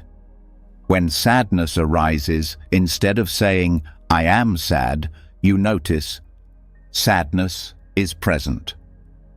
When anger flares, instead of, "I am angry," you observe, anger is moving through. That tiny shift in language reflects a massive shift in consciousness. You are not the wave. You are the awareness watching it rise and fall. Vipassana trains you to observe your experience without judgment, without clinging, without rejection. You begin by focusing on the breath, not to change it, but to learn how to pay attention. The breath is always here, always neutral. And when the mind wanders, as it will, you don't scold it. You bring it back, gently, again and again. This builds the muscle of witnessing. Then you apply that same attention to sensations. Maybe there's tension in the chest, tightness in the jaw, heat in the stomach. Instead of labeling or fixing, you observe. You notice where it begins, how it pulses, how it fades. You stay close without getting pulled in. This is how you start to see. Everything that arises, passes. No emotion is permanent, no thought is solid. They all come and go like clouds in an open sky. And as your practice deepens, you realize something else. The storms aren't random, they're conditioned. They arise from past experiences, from habits, from mental patterns that were formed through repetition. But just because they were conditioned doesn't mean they're permanent. And just because they're loud doesn't mean they're true. Vipassana gives you distance, but not the kind that disconnects, the kind that liberates. Because when you stop fusing with your thoughts, you start seeing them for what they are, mental events, not facts, not threats, just ripples of energy that will pass if left alone. You also start to notice how quickly the mind tries to build stories. One uncomfortable emotion, and suddenly there's a narrative. I'll never be okay. This always happens. Something's wrong with me. But when you slow down and observe the actual sensation underneath those thoughts, you find something much less dramatic. A flicker, a vibration, a tightening. And that's it. The story was the storm. The body was just weather. This is the freedom of non-identification. You don't need your mind to be silent to feel peace. You just need to stop mistaking it for your identity. You don't need to force positivity. You just need to stop clinging to every negative thought like it's carved in stone. In the beginning, this is hard. The pull of identity is strong. Thoughts don't just pass through. You grab them, explain them, rehearse them. Emotions don't just move, they become who you are. But over time, with practice, you begin to recognize the space between stimulus and response. The small pause, the breath before the story. And in that space is your power, the power to choose awareness instead of reaction. And when you make that choice often enough, it becomes natural. You still feel, you still think, but you no longer collapse into every experience. You become like a mountain, still, grounded, even as clouds and storms swirl around its peak. The Buddha didn't become awakened because his mind was quiet. He became awakened because he stopped being trapped by its noise. He saw clearly. He saw that every sensation was impermanent, that every thought was just movement, that identity was a fiction, and in that seeing, he found peace. This is what Vipassana teaches, not silence, but clarity, not control, but release. You're allowed to feel everything without becoming any of it. You're allowed to think deeply without letting thought define your value. You're allowed to suffer without building an identity around your wounds. You are not the storm. You are the one watching the sky. And when you start living this truth, something profound happens. You stop panicking when the mind gets loud. You stop blaming yourself for being human. You stop interpreting every emotional spike as a sign of failure. Instead, you breathe, you observe, you wait. And slowly, the mind calms on its own, not because you forced it, but because you stopped feeding it with fear. This practice also creates compassion. When you see your own inner storms clearly, you stop judging others for theirs. You recognize the same patterns, the same habits, the same loops, and instead of reacting, you hold space. You become a calm presence in a world of turbulence. Not because you've escaped the storm, but because you've remembered you were never it. So the next time you feel overwhelmed, try this. Close your eyes. Feel your breath. Notice where the tension lives. Name the emotion, not as an identity, but as a visitor. Fear is present. Grief is passing through. Restlessness is here. And then, do nothing. Just stay. Just watch. Just let it be what it is. And let yourself be what you are. The sky. And once you stop identifying with the storm, once you learn to sit in the center of chaos without becoming it, there's one more layer that begins to flicker into view. It doesn't shout. It narrates. Quietly. Constantly. It assigns meaning. It labels every experience. It draws conclusions about who you are, what you deserve, how your story ends. It sounds like truth, but it's just a voice, the voice of the inner narrator. And if the storm is weather, this voice is the scriptwriter, the one who spins every cloud into a story. And now, it's time to take the script out of its hands. That's where we go next. The inner narrator is familiar. It's the part of the mind that explains your life to you, moment by moment, like a commentary you never signed up for. It tells you why things happen. It judges what you're doing. It predicts how people see you. It writes your identity with every thought. You're not good enough. This always happens. You'll never change. You don't belong here. It feels automatic, but it's not. It's a habit, a mental reflex born from years of interpretation, protection, and control. Vipassana helps you see emotions as passing weather.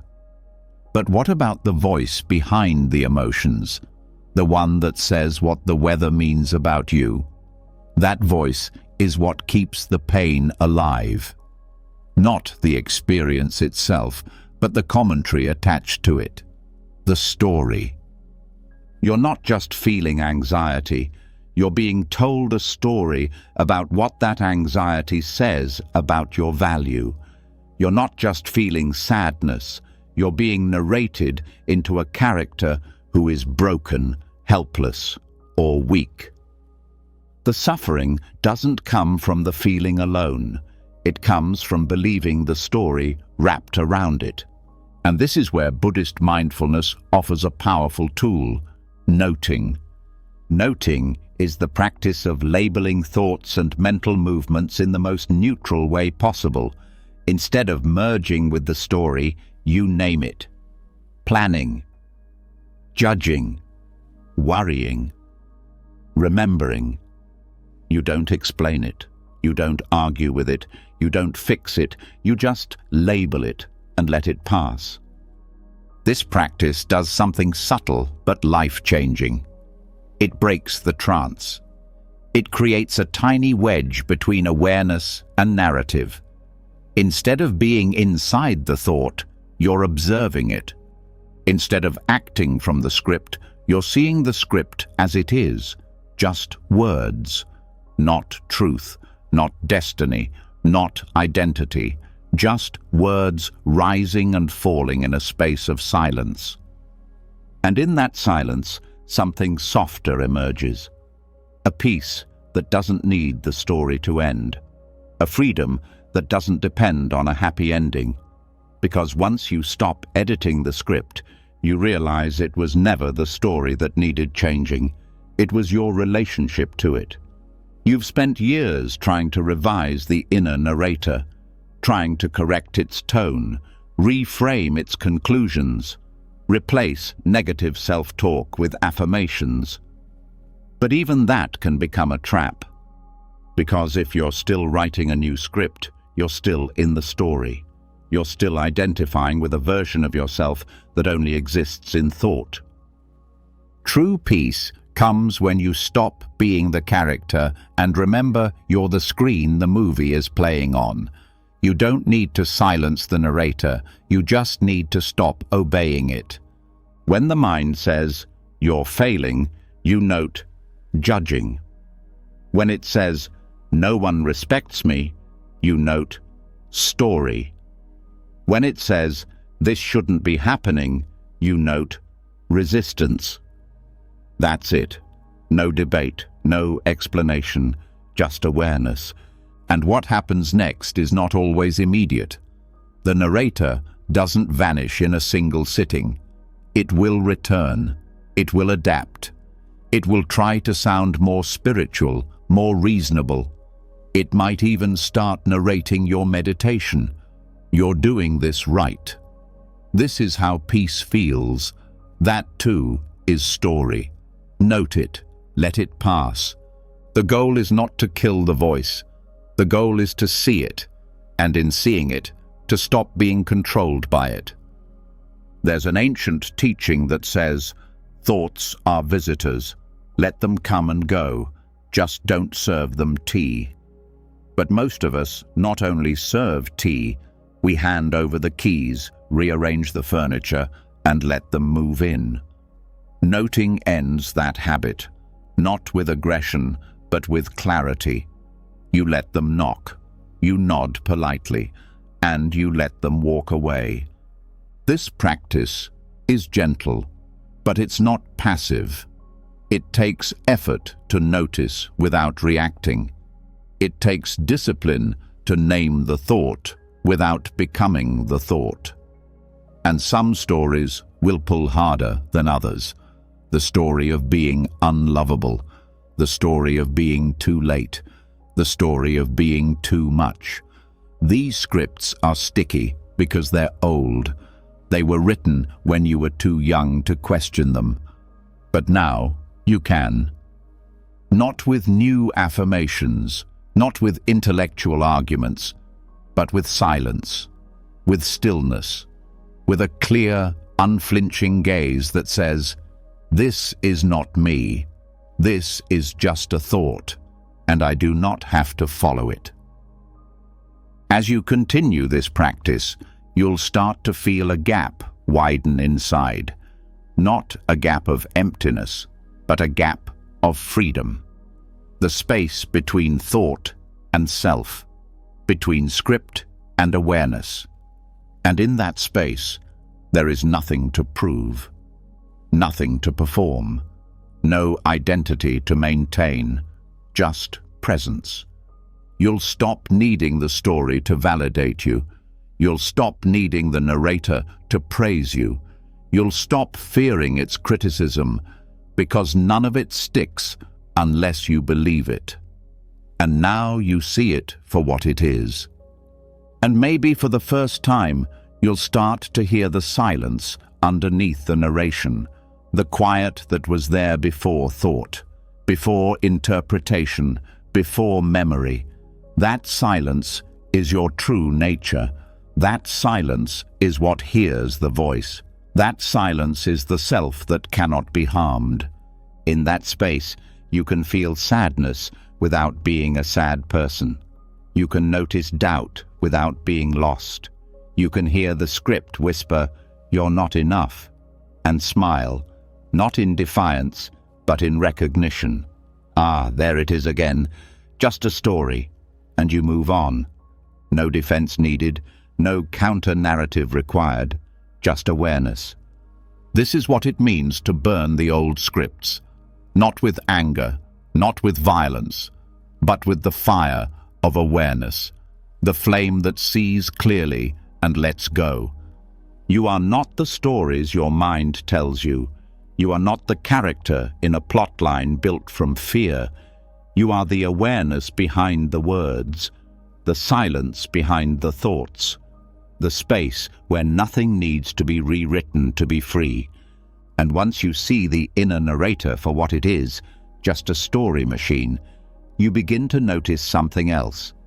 The silence that follows, the space where thought no longer sticks, where the old scripts lose their grip. But in that quiet, another habit may rise. Not noise, but scrutiny. A sharp gaze turned inward, not judgment in words, but in how you look at yourself. A constant scanning, a tension around your attention. Even without the stories, the eyes of the mind can stay hard. And the next shift requires more than awareness. It requires softness, a new way of looking, a different kind of seeing, not through analysis, but through kindness. That's where we go now. Most people associate loving kindness with other people.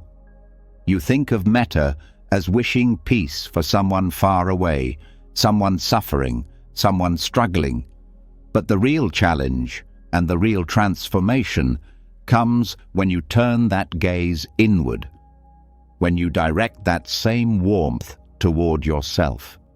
Not just your outer identity, but your thoughts, your tendencies, your flaws, the parts you still hesitate to claim. Because even after you stop believing your thoughts, you might still be watching them with tightness. You might still be observing your habits with an edge. You notice your fear and immediately brace. You witness a craving and instantly recoil. You recognize a reactive moment and think, there it is again, not with curiosity, but with disappointment. This is where soft attention becomes necessary. Loving kindness meditation, or metta bhavana, isn't about forcing affection. It's about learning to hold your experience with a heart that doesn't clench. It's not sentimentality. It's not fantasy. It's a practice of attention, a deliberate choice to look with warmth, even when what you're seeing is uncomfortable. You begin by offering goodwill. Simple phrases. May I be well. May I be safe. May I be at peace. Not because you feel it, but because you're learning how to offer it. At first, it feels mechanical, but over time, something begins to shift. The words are no longer distant. They start to soften the way you hold yourself. And that softening isn't weakness, it's medicine. Because harsh awareness is just another form of defense, a way of trying to stay in control, a way of making sure you catch your mistakes before someone else does. But that kind of awareness doesn't heal. It only tightens the wound. When you bring metta to your awareness, you stop approaching your inner world like a judge. You stop treating each thought like a test. You stop holding your breath every time an old emotion resurfaces. You breathe into the moment and say, "You're allowed to be here," even to the craving, even to the impatience, even to the tightness in your chest. Gentle attention does not mean passive. It means patient, present, willing to be with what is, without rushing to fix or name or escape it. It means seeing your fear and thinking, "Of course you're here. I've carried you for a long time." It means noticing your defensiveness and offering understanding instead of scolding. "I see you. You're trying to protect something." This shift from sharp awareness to soft awareness changes everything. It changes how the nervous system responds. It changes how long emotions linger. It changes the way you walk through each day. Because when you stop approaching yourself like a project and start approaching yourself like someone worthy of kindness, the healing starts to happen without effort. Metta also reveals how many layers of self-rejection you've been carrying. All the times you criticized yourself for being too much, too sensitive, too tired. All the moments you blamed yourself for not being farther along. When you begin offering kindness instead of critique, those layers start to dissolve, slowly, gently, without force. And this kindness isn't just mental. It becomes embodied. You start to rest more fully.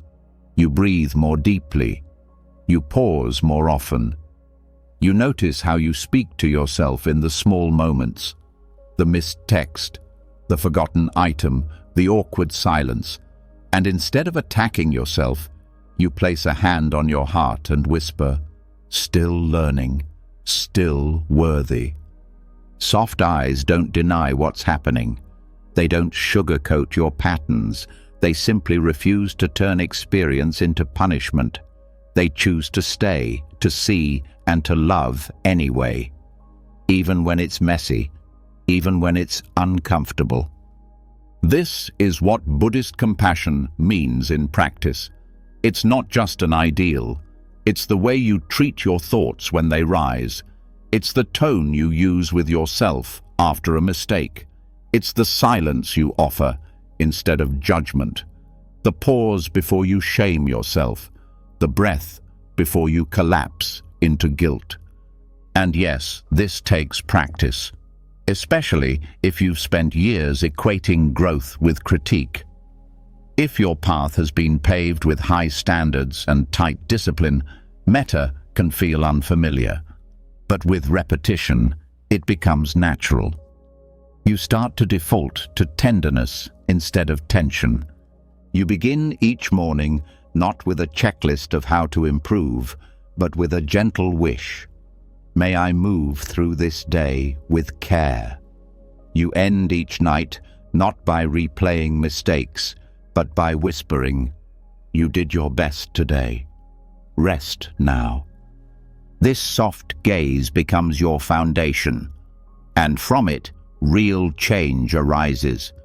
Not because you forced it, but because you created the conditions where growth could happen safely, where your nervous system didn't have to brace, where your heart didn't have to defend, where your soul could simply unfold. So if you find yourself slipping back into harshness, pause. If you notice the inner critic sharpening its tone, pause. If you feel your awareness turning into surveillance, pause. Breathe. Place a hand on your chest and say something simple. May I meet this moment with kindness. That's it. One phrase, one breath, one shift. Because peace doesn't live in perfection. It lives in the way you return to yourself after wandering. It lives in the softness of your attention, in the way your awareness bends without breaking. You are not here to be flawless. You are here to be whole. And wholeness begins with how you see. And once you begin seeing yourself with soft eyes, once your awareness stops cutting and starts holding, another possibility begins to reveal itself. A quality you might not have felt in years. Stillness. Not the stillness of forced silence or mental effort, but the kind that comes when the fight leaves your body. When your inner gaze no longer stirs every moment into meaning. But as soon as that stillness starts to rise, the mind returns, asking, what's next? Grasping, stirring, picking at the piece before it can settle. This is where clarity slips away, not because it's absent, but because it's buried beneath a surface that won't stay calm. Now, it's time to stop stirring and simply let the water sit. That's where we begin next. There's a rare but powerful image used in early Buddhist texts, a glass of muddy water. The more you shake it, the more clouded it becomes. But if you set it down, if you simply stop moving, the mud settles on its own, slowly, naturally, without force, and the water becomes clear, not because you cleaned it, but because you stopped disturbing it. This metaphor isn't just poetic, it's precise. The mind is like that glass. Thoughts, emotions, judgments, they're the sediment.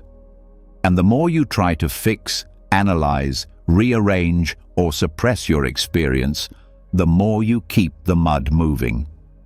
Even self-awareness, when laced with urgency, can become agitation.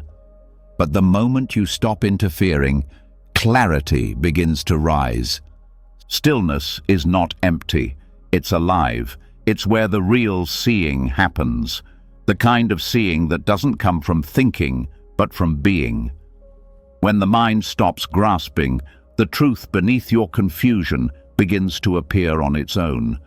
Not because you forced it into place, but because you finally created space for it to emerge. This isn't passive.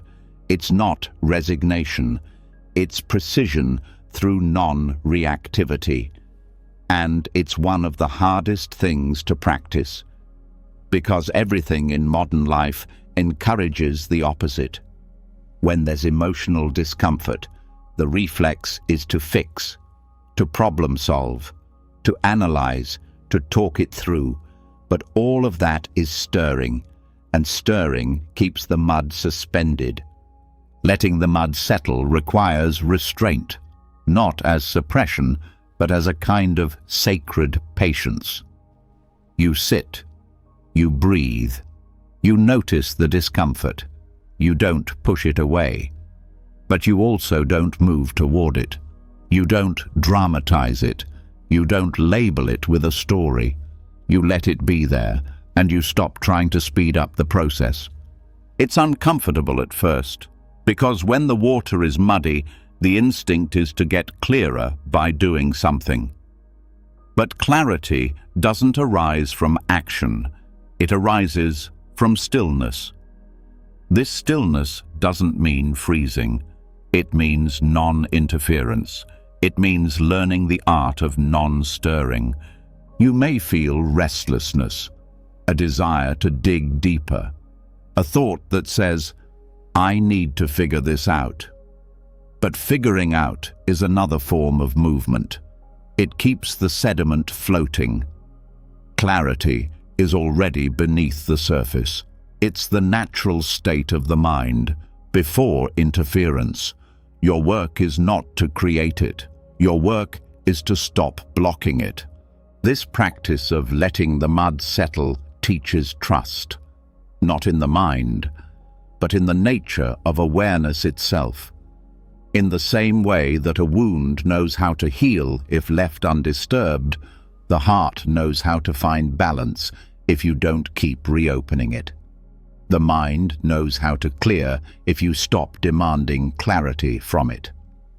And this is where peace becomes available, not as a reward, but as a return. A return to the quiet that was always underneath. You realize that the water didn't need fixing. It needed stillness. The mud was never a mistake. It just needed time. In meditation, you can feel this directly. You sit with your discomfort, with your restlessness, with the chaos in your chest. You want to shift, to fidget, to solve, but you don't. You stay, you breathe, you do nothing on purpose. And something begins to change, not quickly, not dramatically, but steadily. The thoughts slow, the breath deepens, the sensations settle, and beneath it all, something opens. This clarity isn't conceptual. It doesn't arrive in sentences. It arrives in space. It shows up as the absence of confusion, the absence of noise. Not because you silenced anything, but because everything ran out of momentum. That's the power of non-reactivity. It doesn't force change. It allows truth to reveal itself. And what's revealed might not be what you expected. It might be a quiet grief, a tender memory, a deeper understanding that doesn't need to be put into words. Or it might be nothing at all, just stillness, just presence. And even that, especially that, is clarity. Letting the mud settle also trains humility. Because the ego wants answers fast. It wants emotional puzzles solved in one sitting. But healing doesn't obey urgency. Truth doesn't rise on command. And the deepest insights often arrive long after the question has been dropped. The mind may say, "You should be doing something," but the still water knows otherwise. It says, "Stay here." Not because staying is productive, but because staying is honest. You're not rushing toward a better version of yourself. You're standing still long enough to see that the self never needed to be chased in the first place. This kind of clarity changes your life, not by what it adds, but by what it reveals in the absence of noise. You start to see relationships more clearly, patterns more clearly, desires more clearly. You stop needing certainty and start trusting presence. You stop needing closure and start finding peace in openness. And maybe the most surprising thing is that clarity doesn't feel like control. It feels like spaciousness, like nothing is wrong, like you can breathe again, not because every question was answered, but because the questions stopped tightening your chest.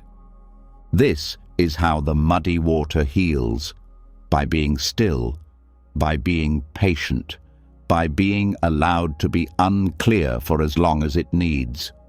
And in that permission, clarity is no longer a goal. It's a natural result, a byproduct of letting go. So the next time you feel clouded, try this. Don't fix, don't solve, don't stir. Sit, breathe, let the thoughts swirl, let the emotions churn, but don't touch them, don't explain them, Don't label them as failure. Just hold the glass still. Let the mud settle. And what rises next will not be forced clarity. It will be your own stillness remembered. And once the mud begins to settle, once you've tasted that rare clarity that only stillness brings, a new challenge quietly rises. The mind notices the peace and immediately wants to replicate it, chase it, own it, turn it into a personal milestone, a success, a proof that you've finally made it. But in doing so, something tightens again. The stillness gets stirred not by pain, but by ambition, not by fear, but by effort. You start trying to earn what already belonged to you, and without realizing it, the inner calm becomes another role to perform, another standard to reach, another mask to wear. This is the trap of spiritual performance, and it's time to end the audition. That's where we go next. There's a subtle pressure that creeps into the practice of self-awareness. At first, the goal is to feel better, to suffer less, to find peace. But then, the mind starts measuring, comparing, performing.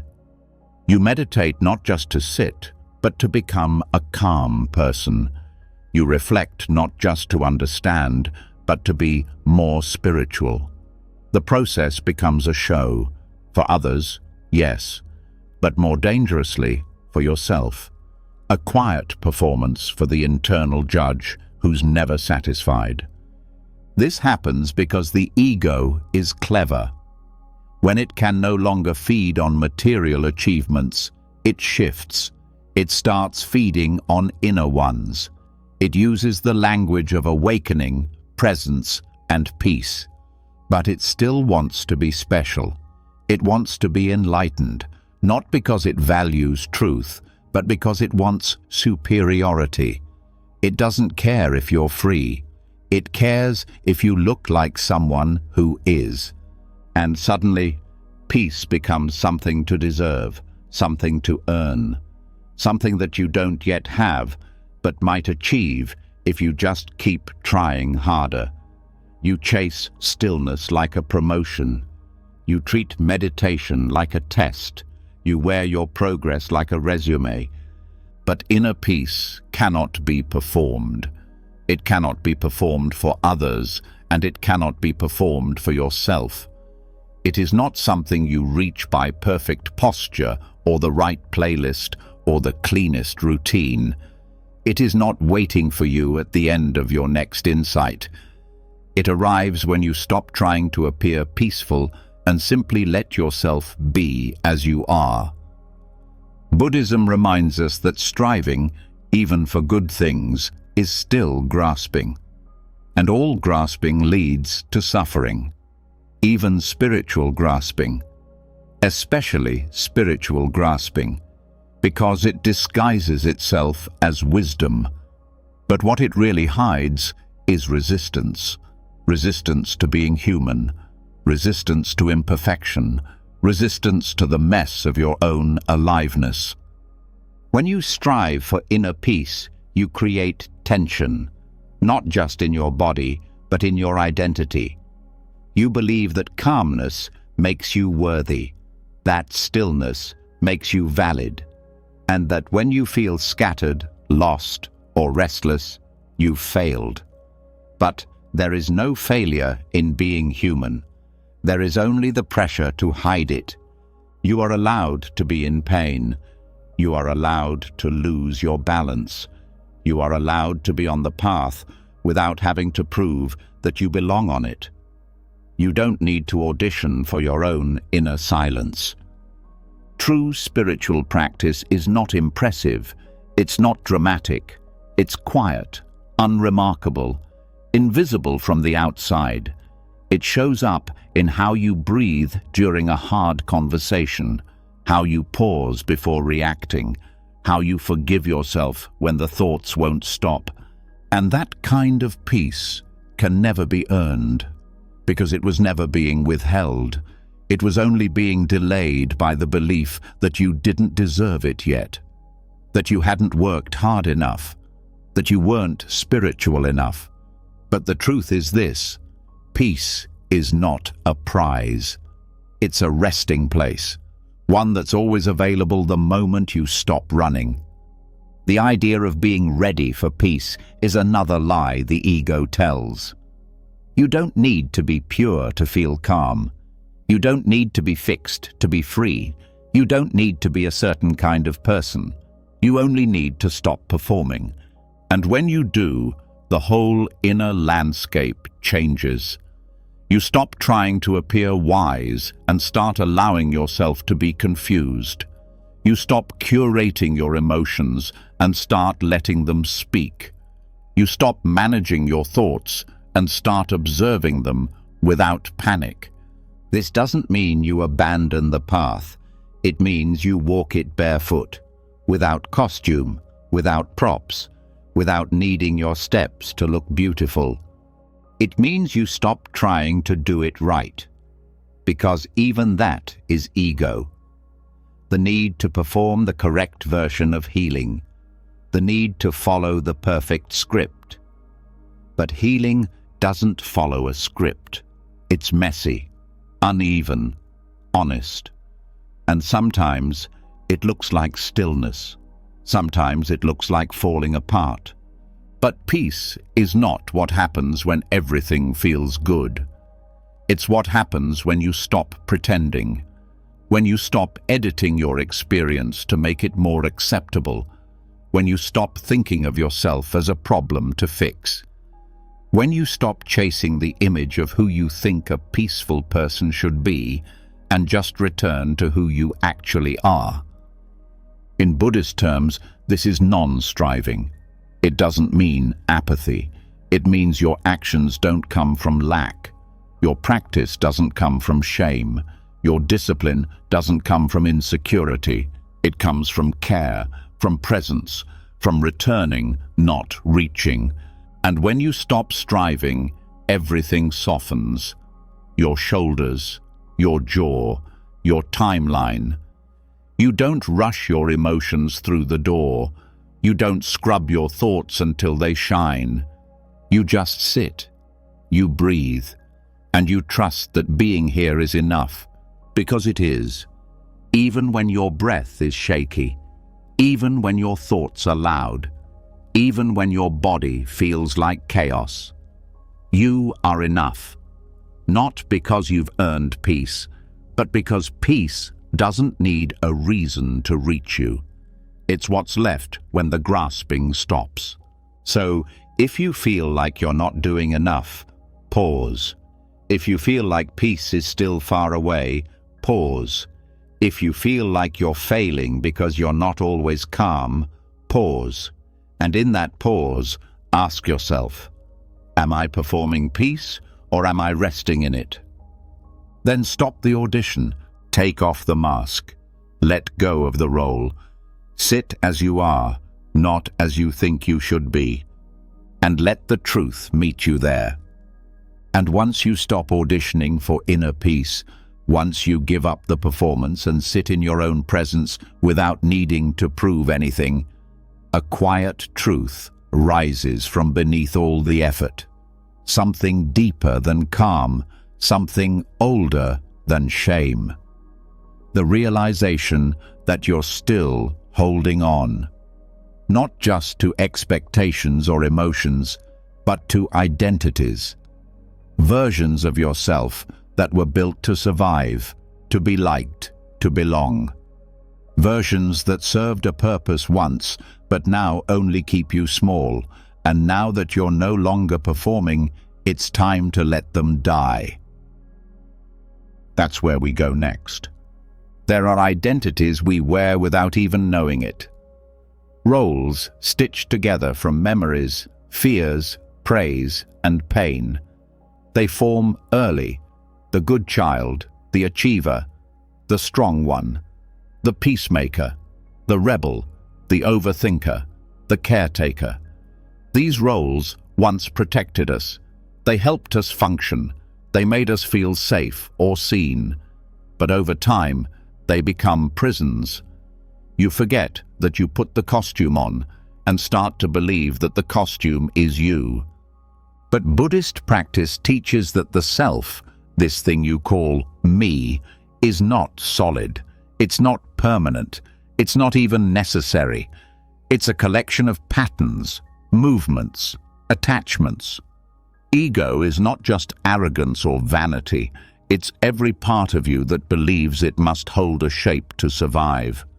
And because these shapes were useful once, the thought of letting them go feels like death. But that death is sacred, because when an old identity dies, freedom takes its place. The graveyard of the self is not a loss. It's a garden.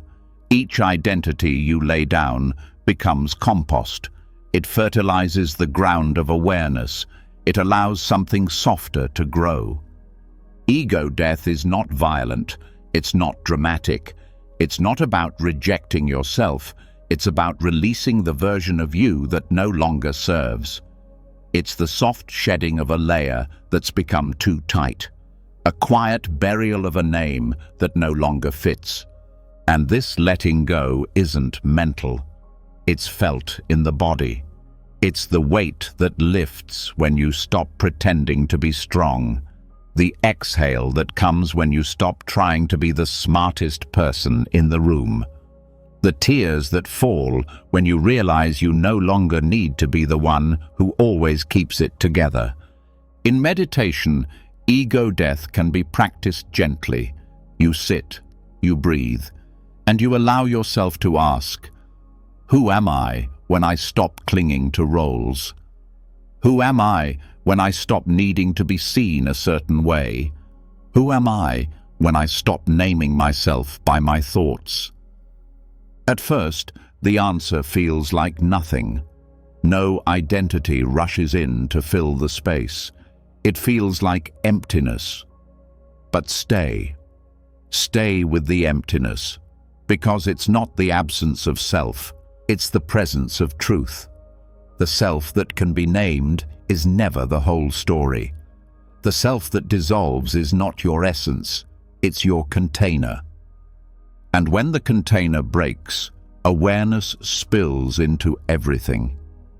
You stop living from I am this or I am not that. You stop reacting from a fixed self-image.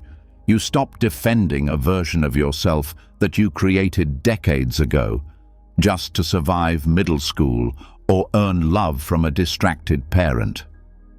You let it die, and what's left isn't a blank slate. It's space.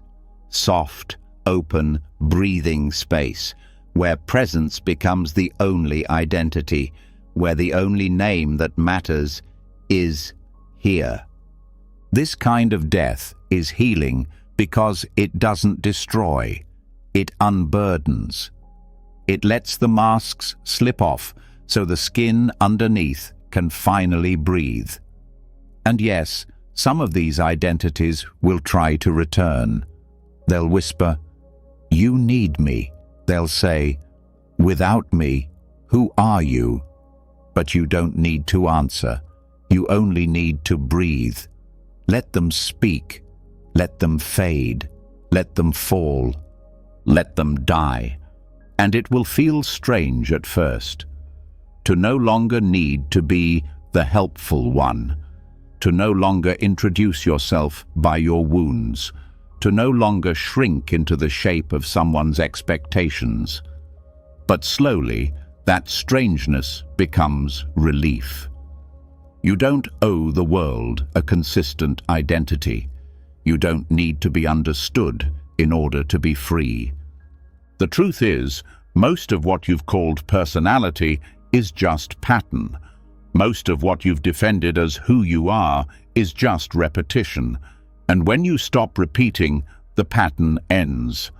The self that was built from it dissolves, and something truer, quieter, remains.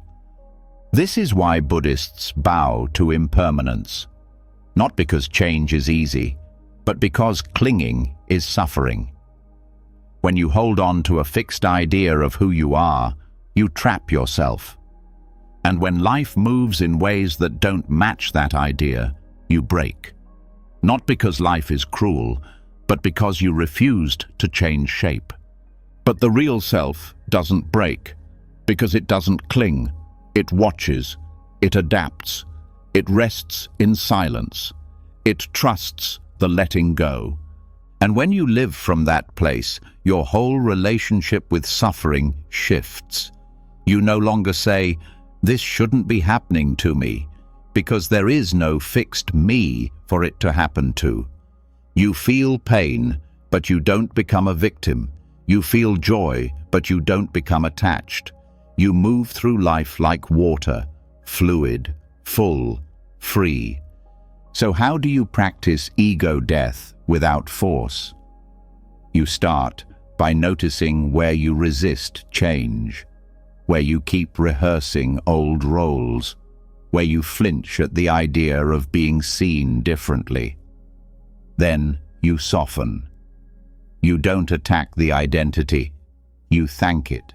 You say, "You kept me safe once, but I don't need you now," and you let it fall. You don't need to replace it. You don't need to build a better version. You just sit in the space that opens and trust that presence is enough.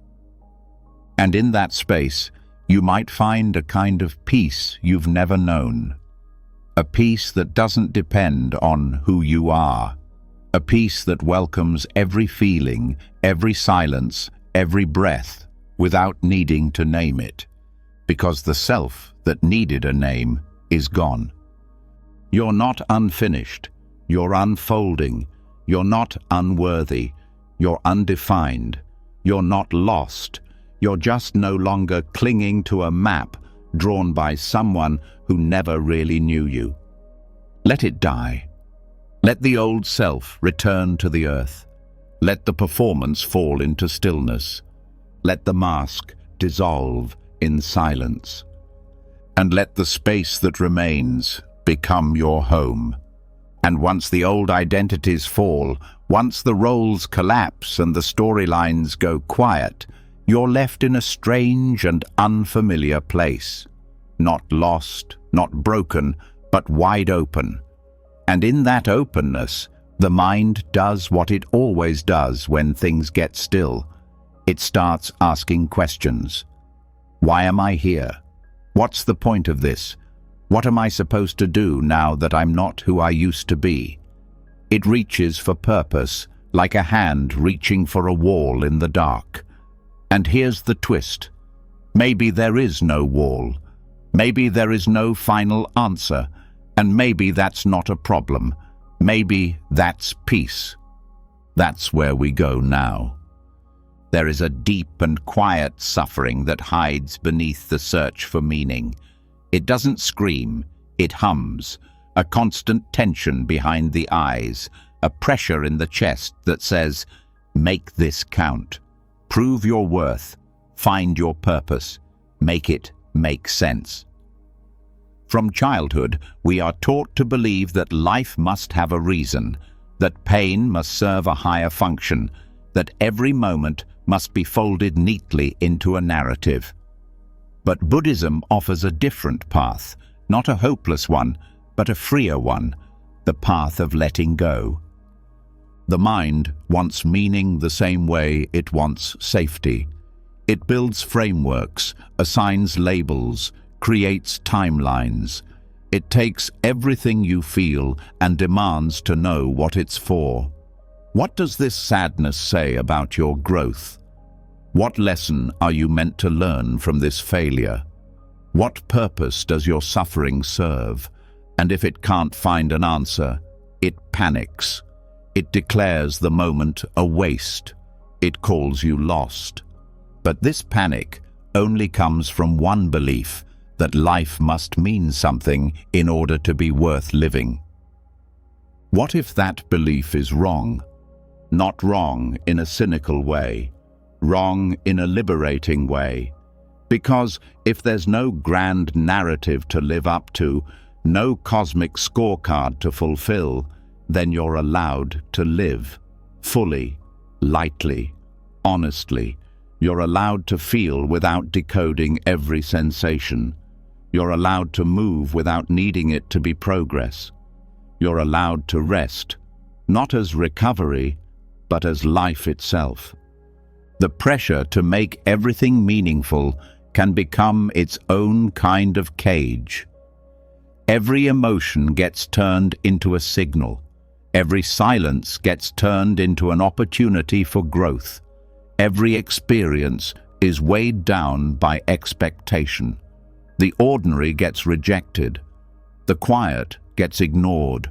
And you become a project again, this time a spiritual one. But peace doesn't need purpose. It needs space. Space to exist without needing to justify itself. Like the sky, like a mountain, like breath. These things don't mean anything. They are not trying to become something else. They are not valuable because of their function. They just are. And in their being, they reveal a truth deeper than any story. Existence is enough. When you stop chasing meaning, you don't become empty. You become free. You feel the wind and stop asking what it's trying to teach you. You hear your own heartbeat and stop wondering if it signals progress. You laugh without needing to trace it back to healing. You suffer without needing it to be profound. You start to see the sacred in the unremarkable. This is not apathy. This is intimacy. It's being with life so fully that you no longer need to explain it. It's what Zen calls suchness, the isness of things, the raw, untouched moment before the mind adds a label. A tree is not a metaphor. A tear is not a lesson. A breath is not a step on the path. They are complete in their own right. The peace of pointlessness is not the absence of value. It's the absence of pressure. It's what happens when you realize that being alive doesn't have to be earned. You're allowed to exist. Even if your life never changes the world. Even if your story never inspires anyone. Even if no one understands what you're going through. The fact that you are here is enough. Letting go of the need for meaning also softens your relationship with time. You stop trying to make every day productive. You stop measuring your worth by how much you accomplish. You stop dividing your life into chapters that lead to a perfect ending. And in doing so, you finally arrive in the only moment that's real. This changes how you respond to pain, not by making it disappear, but by removing the burden to make it profound. You can grieve without needing to call it transformation. You can sit in confusion without needing to name it as clarity in the making. You can hurt without needing to reframe it as growth. And in that honesty, you actually begin to heal. Because the soul doesn't need interpretation. It needs presence. It needs someone to stay, to breathe with it, to witness it without judgment or agenda. When you stop needing your suffering to be useful, it softens. It stops performing. It becomes less like a riddle to solve and more like a storm to watch pass. And when you stop performing meaning, your joy changes too. It becomes lighter.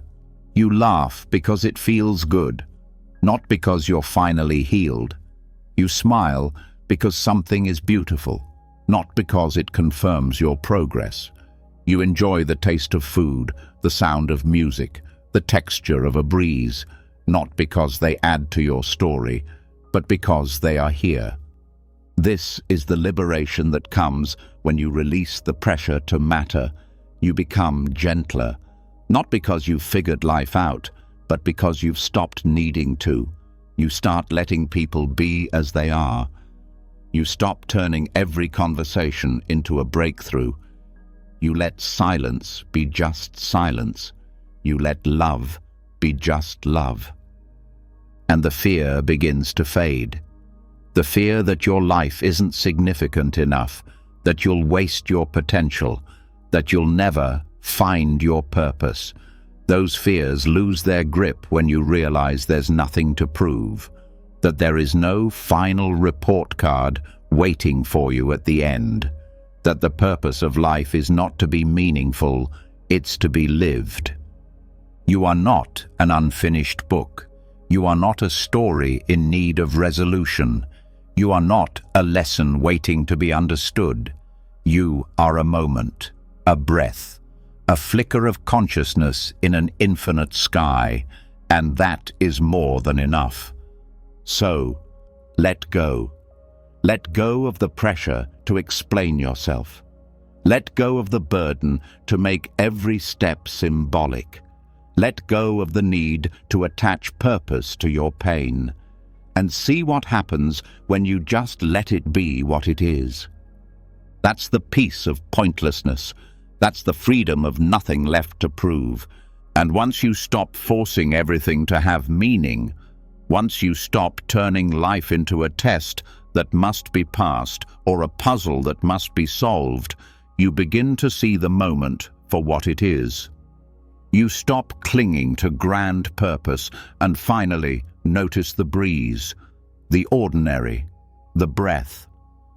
But even then, something subtle can pull you back. A feeling, a mood, a fog that rolls in without warning. And suddenly, it seems like you've lost your peace again. But maybe peace was never lost. Maybe you've just mistaken the weather for the sky. That's where we go next. Emotions come and go, but most people treat them like permanent facts. A sudden wave of sadness becomes, something's wrong with me. A flash of anger becomes, I'm failing again. A stretch of emptiness becomes, I've lost myself. We don't just feel feelings, we build identities out of them. And once we do, we carry their weight as if they define who we are. But Buddhism teaches something softer, something more honest. That moods are not you. They're just weather passing through the landscape of your awareness. This doesn't mean your emotions aren't real. It means they're not fixed, not final, not evidence of a broken self. The storm doesn't damage the sky. It moves through it, leaves no scar. And in the same way, sadness doesn't ruin your spirit. Fear doesn't stain your worth. Anger doesn't erase your clarity. They visit, they move, they leave. This perspective changes everything. Because when you treat emotion as weather, you stop resisting it. You stop panicking when it changes. You stop turning a bad morning into a bad identity. You begin to witness what's happening without collapsing into it.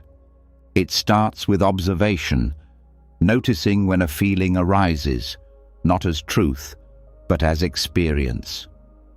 Ah, sadness is here. Tension in the chest, heaviness in the eyes. No story, no judgment, no need to fix, just a gentle acknowledgement, like watching a cloud form in the distance. You don't try to name the cloud or predict how long it will stay. You simply let it be what it is. This is not detachment in the cold sense. It's intimacy without fusion. You're not ignoring the feeling. You're holding it without becoming it. You let it rise, move, and pass. And if it lingers longer than expected, you breathe with it.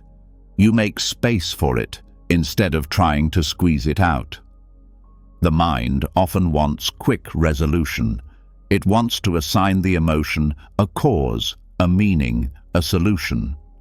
But most moods don't need solving. They need seeing. They need room to exist without pressure. When you create that room, emotions soften on their own. The heat cools. The fog lifts. Not because you forced it, but because you stopped feeding it with panic. Treating emotion as weather also builds trust.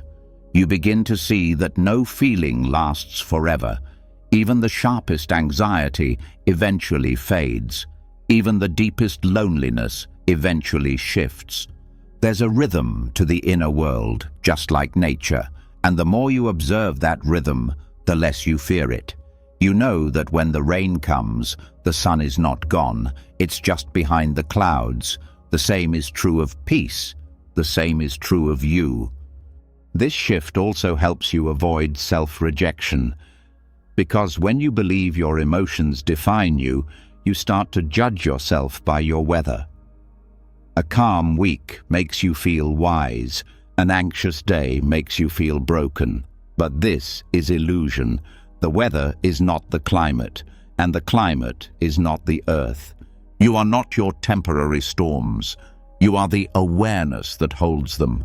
This awareness becomes your shelter. When the wind picks up and the mood darkens, you go inward, not to escape, but to anchor. You breathe, you watch. You remember that nothing you're feeling is proof of failure. It's proof that you're alive, and some weather is harder to sit with. Shame, for instance, feels like it will never end. But it does. It always does. It's just a thick fog. It doesn't speak truth. It speaks memory. You don't need to argue with it. Just don't give it your name. Don't say, "I am ashamed." Say, "Shame is here," and that small change saves you. This also frees your relationships. Because when you stop identifying with your moods, you stop making them other people's responsibility. You feel low, but you don't blame.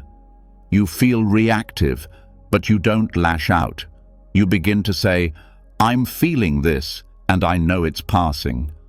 That kind of clarity is a gift to yourself and to everyone you meet. Emotions also stop being so dramatic. You stop being surprised by your own humanity. You stop labeling every shift as a spiritual crisis. You expect the rain. You carry your awareness like an umbrella. You know that discomfort doesn't need to be removed. It needs to be respected. And when joy arrives, you hold it lightly too. Not because you don't trust it, but because you know it's part of the cycle. Joy is not proof that you've arrived. It's just another breeze, a welcome one, but not the final one. The truth is, peace doesn't come from mastering your mood. It comes from not making your mood mean anything about your worth. Peace lives in the space between the clouds, the part of you that sees without clinging, without resisting, the part that can stand in the rain and not call it punishment, that can sit in stillness and not call it progress, that can feel deeply without turning feeling into identity. This is emotional maturity, not emotional control, but emotional freedom.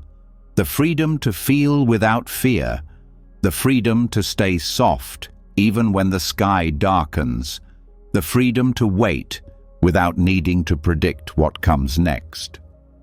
So next time something rises, pause, name it gently.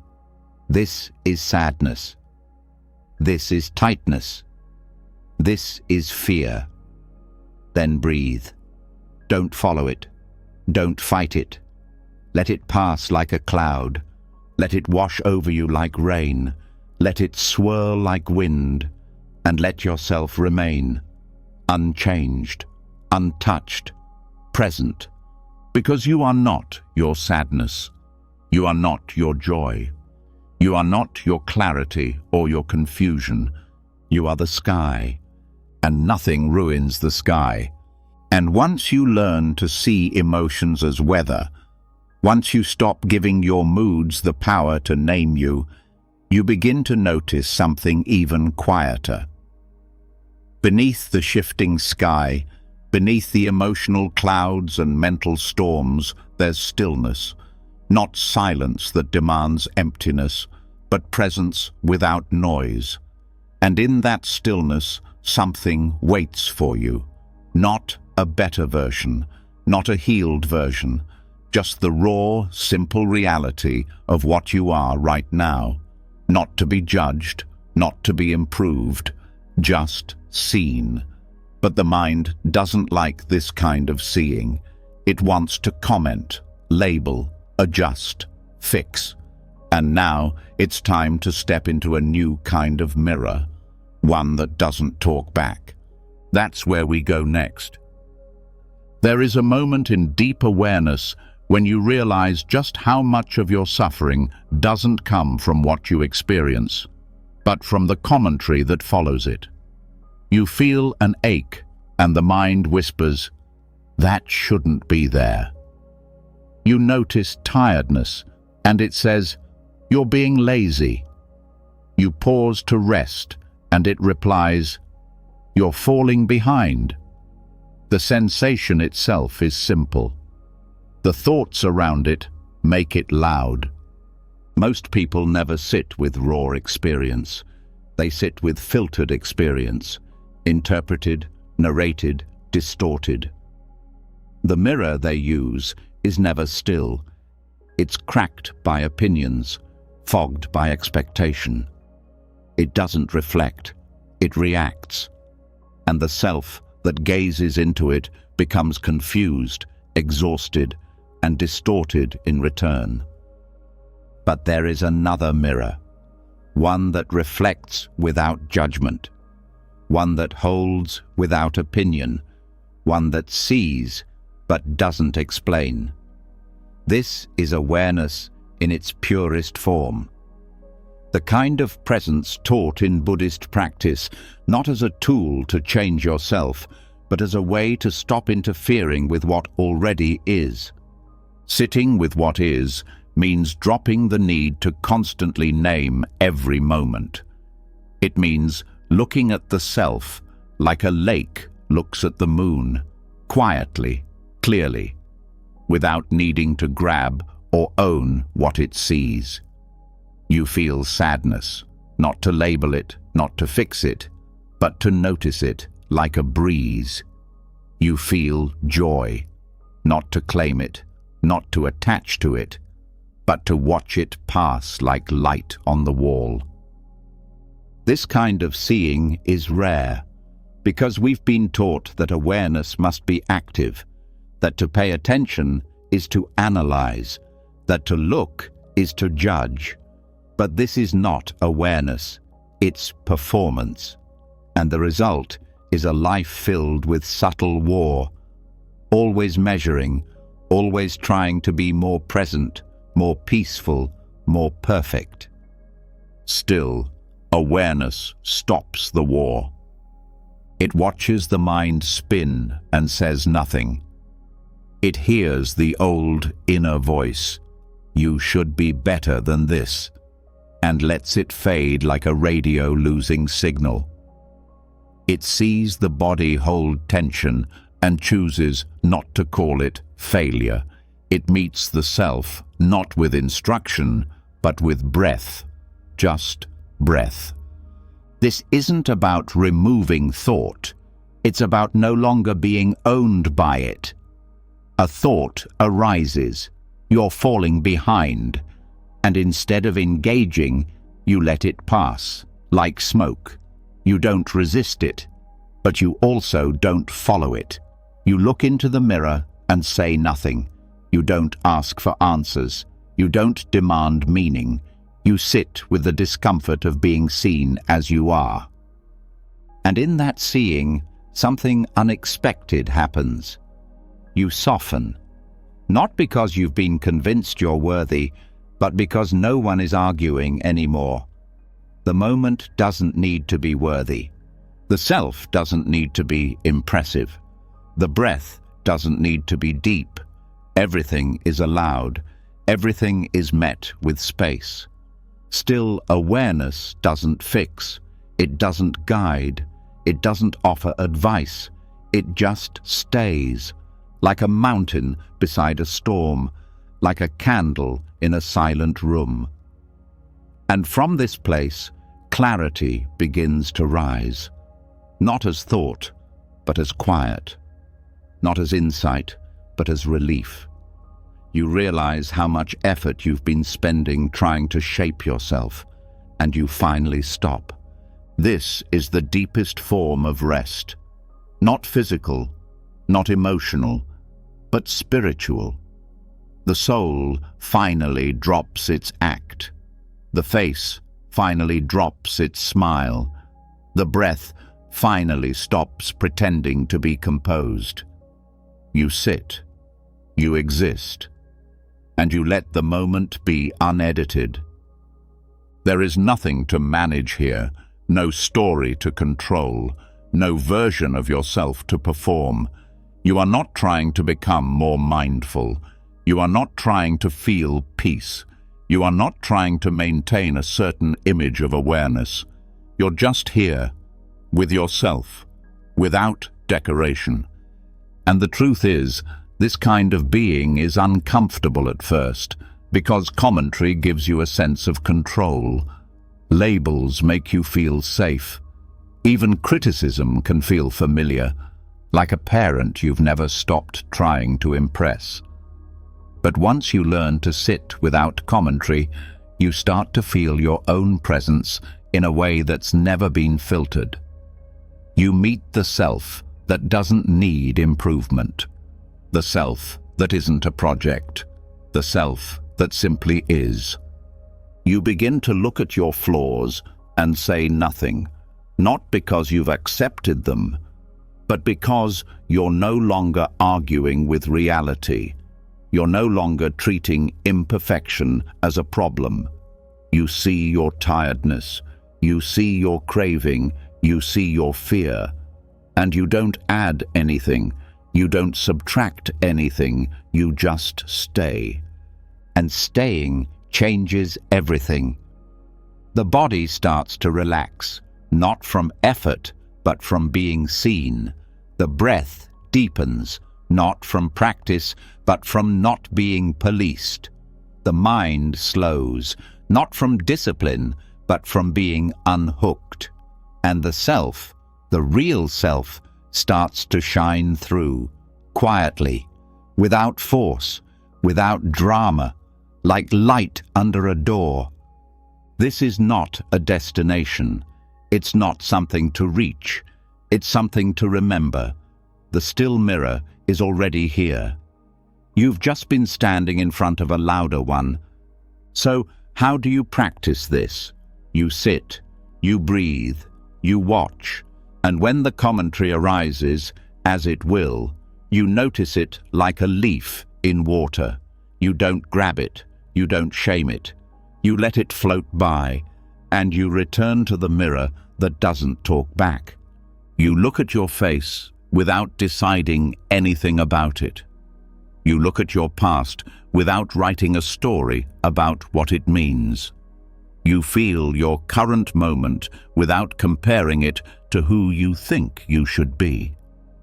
And in that space, love grows, not love based on merit, but love based on presence, a kind of warmth that doesn't ask you to change, a kind of attention that doesn't punish you for being human. This is the mirror that heals, not because it fixes you, but because it finally shows you what's always been true. You were never the noise. You were the one watching. And once you finally sit in front of the mirror that doesn't talk back, once you begin to see yourself without adjusting, without fixing, without judging, what's left is something surprisingly difficult to face. Nothing to do, no one to become. And for a mind raised on goals, raised on proving, raised on personal development as survival, that emptiness doesn't feel like peace at first. It feels like loss, because, for so long, the idea of becoming someone better has been the reason to keep going. But Buddhism offers a deeper permission, one the world rarely gives: the permission to stop. Not stop growing, but stop chasing. To rest, not just from effort, but from becoming itself. That's where we go next. In Buddhist thought, there is a specific word for the desire to become: bhava-tanha. It is one of the 3 root cravings that fuel suffering, and unlike the craving for pleasure or the craving to avoid pain, bhava-tanha hides in plain sight. Because it doesn't look like suffering, it looks like ambition, it looks like healing, it looks like self-improvement. But underneath it all is a quiet belief: who I am is not enough. Not yet. And peace must be earned later, when I finally become the person I'm supposed to be. This belief turns life into a treadmill. Every insight, every effort, every transformation becomes just another step toward a moving finish line. You meditate not to be present, but to become someone more mindful. You rest not to nourish, but to become someone more productive tomorrow. Even healing gets co-opted. You don't grieve to release, you grieve to become someone stronger. Everything gets pulled into the future self project. And the now, the only moment that exists, is missed again. But what if you could step off the treadmill? Not because you've arrived, but because there's nowhere to arrive to, because the whole idea that you need to become someone else is the root of your tension, because the part of you that's always striving is the same part that never feels whole. Dropping the future self project doesn't mean giving up. It means waking up. It means seeing that every time you postpone peace for a later version of yourself, you teach your nervous system that now is never enough. And the longer you delay peace, the more it becomes a fantasy, a story, something just beyond the next goal, the next retreat, the next milestone. This is not a rejection of growth. It's a return to presence. You can still learn, still evolve, still change, but without the desperation, without the subtle violence of not yet. You stop trying to sculpt yourself into someone acceptable, and you start sitting with the you that's already here. Because the obsession with becoming is a trap that never ends. Today, you want to be calmer. Tomorrow, you want to be more disciplined, then wiser, then more loving, then more whole. But underneath all of it is the same belief: I can't rest yet. I haven't earned it. But peace is not earned. Peace is remembered. Bhava-tanha says you need to keep going until you deserve to relax. But the Dharma says your worth is already untouched, that the one watching all your becoming has never needed anything added, that the awareness behind your effort is already whole. This shift, dropping the craving to become, changes everything. You wake up in the morning and stop asking, "How can I improve today?" Instead, you ask, "Can I meet myself where I am?" You stop measuring each moment by its utility. You let breath be breath. You let sadness be sadness. You let joy rise and fall without turning it into a sign of progress. The idea of your ideal self fades. Not because you've given up on your values, but because you've stopped using the future as a weapon against the present. You stop fantasizing about a version of you who never doubts, never fears, never forgets. And in that absence of fantasy, you find something real. You find yourself, not the improved version. not the wiser version, just the one who's been carrying all the striving, the one beneath the effort, the one who's always been here. And that self doesn't need fixing. It needs rest, not the kind of rest that waits until the weekend or the vacation, but the kind that says, you are allowed to stop now. The kind of rest that doesn't demand justification, that doesn't measure your productivity, that doesn't ask what comes next. This is radical in a world that praises forward motion, that defines you by your goals, that says the best version of you is always later. But the Dharma is not interested in praise. It's interested in freedom. And real freedom begins when you no longer need your future to validate your now. When you drop the craving to become, even spiritual practice becomes lighter. You meditate not to transform, but to sit. You walk not to achieve mindfulness, but to feel your feet. You breathe not to get somewhere, but because breath is here. This is the heart of non-striving, not giving up on peace, but allowing it to arise naturally when you stop chasing it. And when it does, it's not the peace of achievement. It's the peace of presence.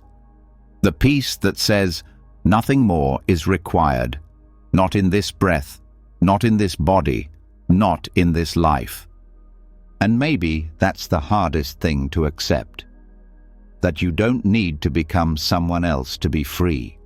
That the very chase is what keeps the door locked. That surrender is not a last resort. It's the way through. You can still make choices, still follow your values, still show up with care. But you do it from rest, not restlessness. You do it from fullness, not hunger. You do it from the quiet, knowing that who you are is not a mistake waiting to be corrected. It's a presence waiting to be met.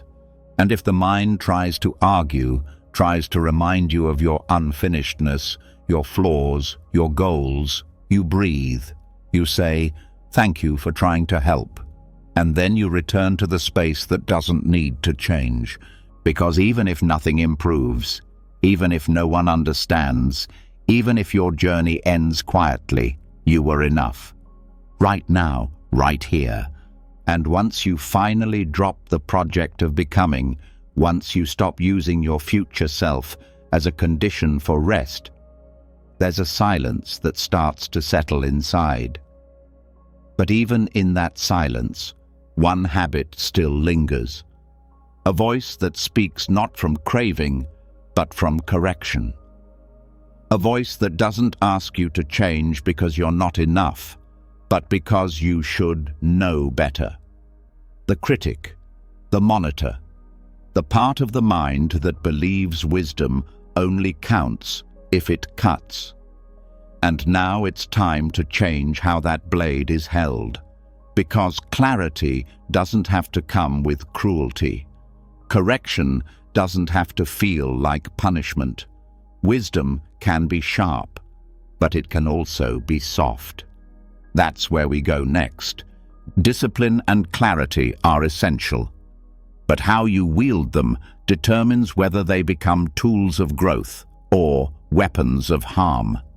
Most people confuse discernment with self-judgment.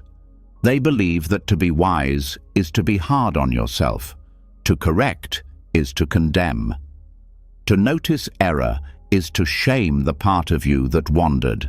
But Buddhist teaching shows another way, a way where awareness slices through confusion, not with anger, but with precision and care, a way where the sword of wisdom is wrapped in silk. This soft sword begins with the understanding that inner correction does not need to be violent to be effective. You can tell the truth without tearing yourself down. You can point out a habit without identifying with it. You can shift direction without calling yourself a failure. The mind often believes that if it doesn't criticize, you'll never grow. That if it doesn't scold, you'll make the same mistake again. But this belief comes from fear, not clarity. Harshness doesn't create awareness, it creates tension. And tension clouds perception. When you attack yourself, you contract. Your body tightens, your heart defends, and the lesson gets buried under shame. But when you speak to yourself with gentleness, the mind stays open. The nervous system remains stable, and the truth, however sharp, can be received. You become able to see clearly without shutting down, to respond without collapsing. Soft discernment sounds like this. I acted from fear today, not what's wrong with me. It sounds like this reaction came from old pain, not I'll never be better. It sounds like I can choose differently next time, not I always ruin things. The language shifts, and with it, the energy inside you shifts too. This does not mean you let everything slide. Softness is not passivity, it's precision. The soft sword cuts only what needs to be cut. It doesn't slash wildly through the soul. It doesn't punish for imperfection. It removes confusion. It trims delusion. It separates habit from identity. And it does all of this without breaking the spirit that holds it.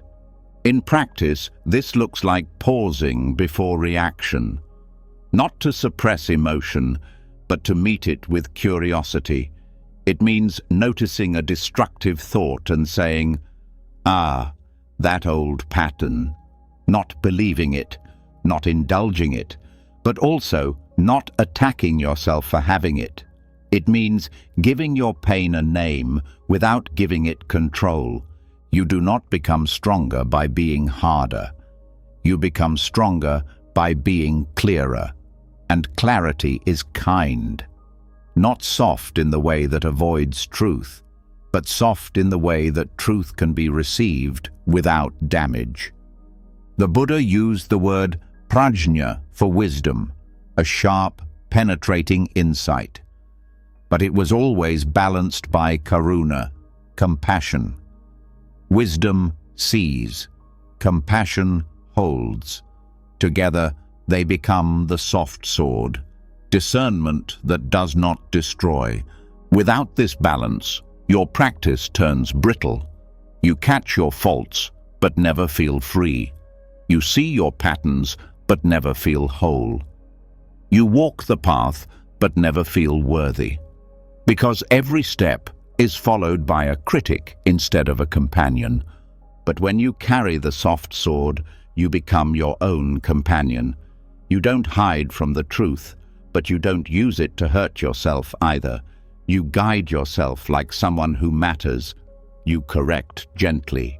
You realign without rage. This changes how you meet failure.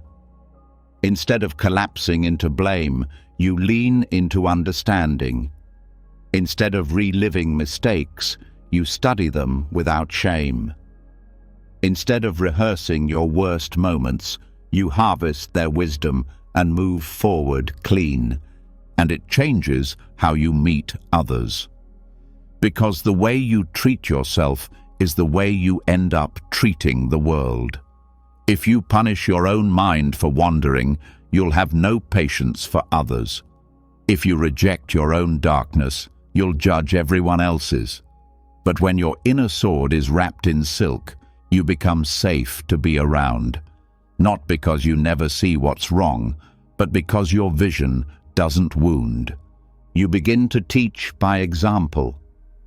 You show that clarity doesn't require cruelty, that direction doesn't require domination, that discipline can be an act of love, and that presence is most powerful when it's gentle. This is not a technique, it's a shift in identity. You stop seeing yourself as a problem that needs to be fixed. You stop using truth as punishment. You start using truth as healing, like light, not heat, like medicine, not shame. And when you live this way long enough, a new trust is born. You stop fearing your own reflection. You stop hiding from your own patterns, because you know that whatever arises, you will meet it wisely and kindly. So the next time you catch yourself drifting, pause. The next time you feel the sting of regret, pause. The next time you speak to yourself in a tone that tightens your breath, pause. And in that pause, reach for the soft sword. Not to slash, not to silence, just to see, and in that seeing, to free. And once you begin using clarity like a soft sword, once you stop cutting yourself just to be honest, you realize something deeper about the mind's pain, that it doesn't always scream.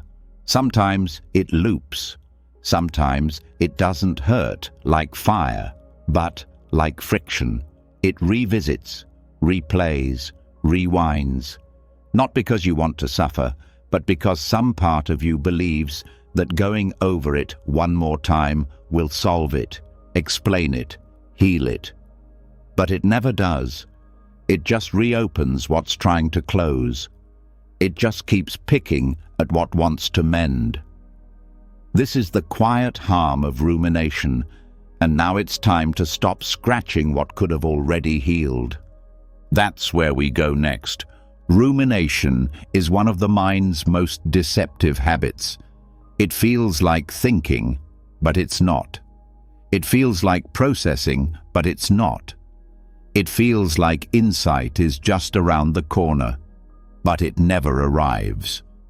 Instead, it traps you in the same phrases, the same questions, the same images, again and again. It's mental erosion.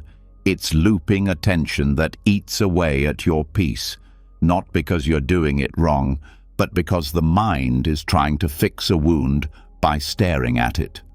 Buddhist psychology doesn't just treat this as a quirk. It treats it as a form of suffering. Not passive, but active. Not emotional, but behavioral. Rumination is not just a mood, it's an action. A repeated choice, often unconscious, to stay in contact with pain long after the pain has done its job. Like scratching a mosquito bite until it scars. Like returning to a bruise and pressing on it just to see if it still hurts. The mind ruminates because it believes it's doing something helpful. It wants resolution. It wants closure. It wants to rewind the moment or rehearse a better one. But none of that ever brings relief.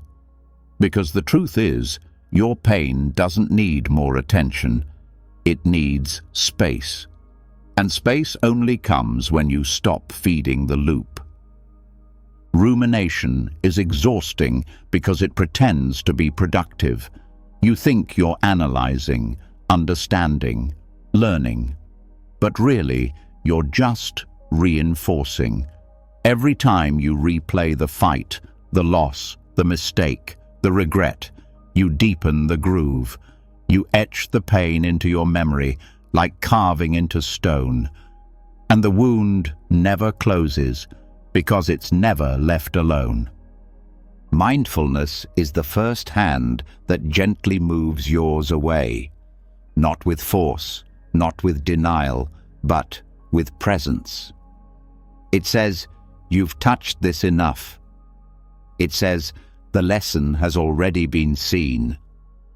It says, "You don't need to bleed again just to remember you were cut."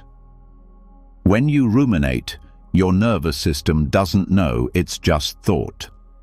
It responds like it's real. The heart races, the breath shortens, the muscles brace. You live the same event twice, 10 times, 1,000 times.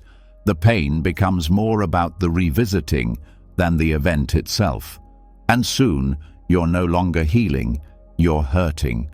Mindfulness interrupts this, not by solving the content, but by shifting the relationship. It helps you see the moment the loop begins. It shows you what it feels like to enter the spiral, the subtle tightness in your chest, the narrowing of vision, the phrase that starts it all. I should have. Why did they? What if? That's the moment, the entry point. And that's where you pause. You say, this is ruminating. You name it, not as an identity, but as an action. You don't judge it. You don't shame yourself for returning, but you stop pretending it's in sight. You stop lying to yourself that this time will be different. You step back and you breathe. You redirect attention, not by distraction, but by anchoring. You come back to sensation, the breath, the feet, the sound in the room, the feel of your own hands, anything real, anything current. You don't fight the thoughts, you just stop feeding them. And when they return, which they will, you repeat, gently, patiently, without anger. Because rumination is not an enemy, it's a habit, a learned response to discomfort, a mind that was never taught how to let things be unresolved. But now you can teach it. You can say, we don't need to go there again. You can say, we've been down that road. You can say, peace doesn't live in that memory. And slowly, the loop loses power. The urge fades. The scab begins to dry. And this doesn't mean forgetting. It means no longer reliving. It means honoring the wound by letting it rest. Because healing isn't about replaying pain until it disappears. Healing is about releasing the part of you that believes pain is who you are. The mind may protest. It may tell you that if you stop thinking about it, you'll forget something important. But you won't. You'll remember the truth more clearly when it's not wrapped in obsession. You'll remember the lesson without reliving the suffering. You'll remember the story without being trapped in the role. You are allowed to stop revisiting what broke you. Not because it didn't matter, but because it has nothing left to teach. Stopping the loop doesn't mean forcing yourself to feel good. It means refusing to dig the wound open again. It means resting in what's actually here. The breath, the light, the sound, the moment, the life that's still unfolding.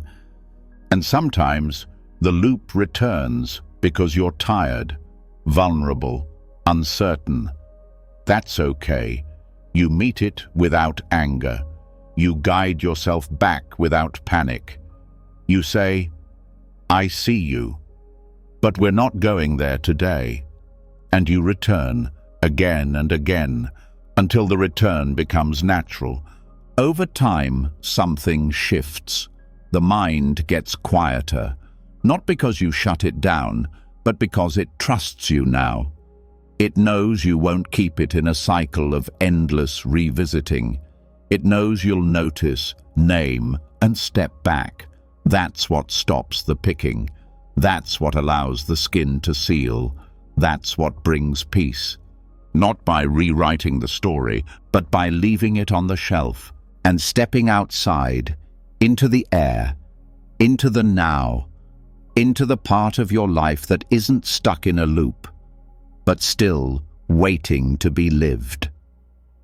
And once you stop the loop, once you gently remove your hand from the scab and stop reopening the pain just to feel like you're doing something, you're left with something quieter, but no less real. The ache is still there, not sharp, not loud, but present, not demanding attention, but not ready to vanish either. And this is the moment where most people turn away again, try to distract, try to move on. But what if, instead of turning away, you turn toward it, with kindness, not to analyze, but to speak, not to interrogate, but to listen. What if you treated your suffering not as a threat, but as a frightened part of you waiting to be met with compassion? That's where we go next. There's a practice that grows out of Buddhist mindfulness and is echoed in many traditions of contemplative healing. It's simple. You visualize a chair across from you. You place your suffering there, not the whole story, just the emotion, the fear, the sorrow, the shame, the part of you that aches, and you talk to it. Not like an enemy, not like a problem, but like a child who doesn't know how to ask for help. This sounds strange at first, but it's not imaginary. It's intimacy, the kind that most people never give themselves, because instead of turning toward pain with presence, they avoid it or attack it. They either suppress it until it leaks out in strange ways, or obsess over it until they're drowned in it. But pain doesn't heal through avoidance or obsession. It heals through relationship. The empty chair is a doorway to relationship. You sit quietly. You breathe. You sense the emotional knot inside you. You ask it to take a seat, not to be fixed, but to be heard. And then you speak, gently, slowly, like someone who is trying to understand. You say things you've never said to your pain before. Things like, "I see you," or "I'm here now," or "You don't have to protect me anymore." This kind of speaking isn't performance. It's not about saying the right words. It's about offering what your suffering never got: a listening presence, a kind witness, a voice that doesn't flinch. You might ask your pain where it came from. You might ask it what it's afraid of. You might ask it what it needs. Not because you expect a clear answer, but because the act of asking builds trust. It signals that you're no longer trying to erase it. You're willing to be with it. And sometimes the pain answers, not in words, but in sensation, tightness, tears, memory. Sometimes all it needs is to be seen, to be welcomed, to be released from the prison of suppression. This is not about indulging suffering. It's about holding it in the right light, like a teacher holds a scared child, with strength, with patience, with enough stillness to let fear dissolve on its own. The chair is not magical. It's a symbol, a space where you stop treating pain like an invader and start treating it like a visitor, a lost part of yourself that's been crying in the dark. And when you speak to it with compassion, something shifts. The pain softens, the body relaxes. The loop you've been caught in for years begins to loosen, not through force, but through kindness. This practice also reveals how often we speak to ourselves with cruelty. When you hear the voice you use on your own pain, it becomes clear why healing has been so hard. You wouldn't speak to a child that way, you wouldn't speak to a friend that way. But to your own fear, to your own grief, you've been harsh, demanding, impatient. The empty chair shows you what another tone feels like. A tone that says, "I know you've been trying to help me survive." A tone that says, "You carried a burden I didn't know how to name." A tone that says, "You don't have to hold it alone anymore." And you begin to realize that the part of you in that chair is not the enemy. It's the part that learned to brace, to protect, to tighten around the wound because no one else knew how to hold it. And now, with you here, that part doesn't need to be alone. You don't need to fix it. You only need to speak to it, sit with it, listen to it. And slowly, the emotion begins to integrate, not as identity, but as history. It stops being something that defines you. It becomes something that shaped you and then passed. This changes your relationship with every part of your past. You stop needing to justify it.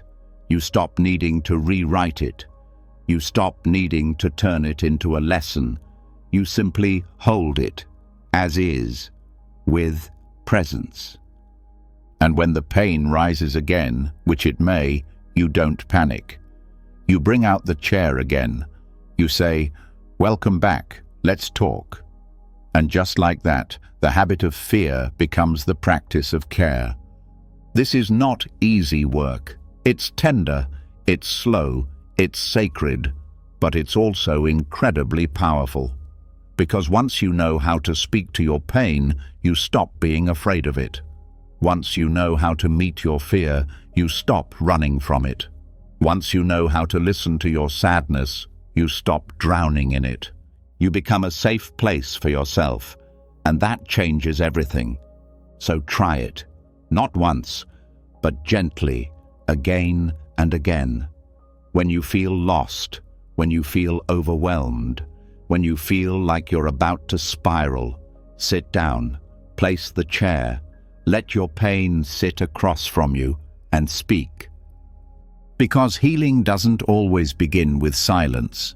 Sometimes it begins with a sentence. One sentence of kindness you never knew you were allowed to say. And once you've sat across from your own pain, once you've spoken to it gently, witnessed it without flinching, and given it the attention it never had, you begin to notice something unexpected. Not the kind of breakthrough the mind was hoping for. Not a sudden clarity or final answer, but something softer, a returning, a kind of quiet that doesn't come from solving the wound, but from being willing to hold it without conditions. And that's when it becomes clear. Peace doesn't begin with change. It begins with remembering. Not who you could become, but who you already were, before the world started teaching you how to forget. That's where we go next. There's an idea that runs through modern spiritual life like an invisible wire, that peace is something to work toward, that enlightenment is a finish line, that healing is a ladder with rungs to climb. Even the language we use gives it away. Higher self, spiritual goals, awakening stages. It all suggests distance, separation, a destination you must reach. But Buddhism offers something different, not a goal, but a return. Enlightenment is not a badge. It's not a reward for passing life's hardest tests. It's not a certificate handed out after years of discipline. It's not something you unlock by perfecting your thoughts or mastering every emotion.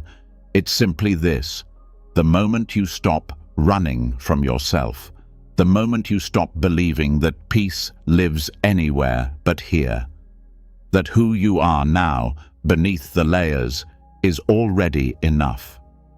The path is not about adding, it's about shedding, not becoming something greater, but remembering something quieter. You were born with peace, not the peace of silence, but the peace of presence, before the roles, before the stories, before you were told what success looks like, what failure means, what you should fear, what you should chase. All of that was placed on top. None of it came from within. And so the real journey is a return, not to childhood, not to ignorance, but to essence, to the part of you that existed before identity hardened, before every experience was measured against expectation, before the world convinced you that you were something to fix. You don't have to achieve peace. You just have to stop abandoning yourself. Every time you force yourself to fit in, every time you judge a feeling for staying too long, every time you pretend to be okay when you're not, That's the abandonment. And peace waits right outside that door. This doesn't mean life stops asking things of you. You still grow. You still navigate pain, loss, change. But you do it differently. You stop thinking of life as a series of tests. You stop treating every hardship as something to transcend. You stop chasing progress and start noticing presence. The most spiritual person in the room is not the one who looks enlightened. It's the one who no longer thinks they need to be. The one who doesn't care how they appear, who no longer seeks approval from the invisible scoreboard of spiritual success. That's peace, not something you perform, but something you rest into. And the irony is, the more you let go of achievement, the deeper the transformation. Not because you're trying harder, but because you're no longer resisting what is. You begin to move from the inside out, not according to steps or systems, but according to truth, raw truth, the kind you feel in the bones, the kind that doesn't need explanation. Peace is not a thing. It's not a possession. It's not a mood. It's the recognition of home, not a place, but a space inside. A space where you no longer pretend, where you stop negotiating with your own heart, where you breathe without performance, where you sit without needing to become anyone else. So much of the suffering in practice comes from waiting to arrive. You keep thinking, once I'm more grounded, I'll relax. Once I'm fully healed, I'll finally rest. Once I feel totally worthy, I'll stop proving myself. But the truth is, none of those moments will ever come if you keep tying them to the future. You don't find peace through achievement. You find it through surrender. Surrender doesn't mean giving up. It means giving in to the now, to the breath, to the version of you who's already here, the one who doesn't need to be fixed to be whole, the one who doesn't need more time to be real, the one who only asks that you stay. That's the quiet message at the heart of all deep practice. Stay, not in perfection, not in mastery, just in presence. Stay with yourself when the mind says you're not enough. Stay with your breath when it wants to run. Stay with your heart when it aches without a reason. Stay long enough to hear what the silence is really saying, and what it says is this: you were never far. You just got caught in the idea that peace lives somewhere else. So you don't need to climb any higher. You don't need to unlock any secrets.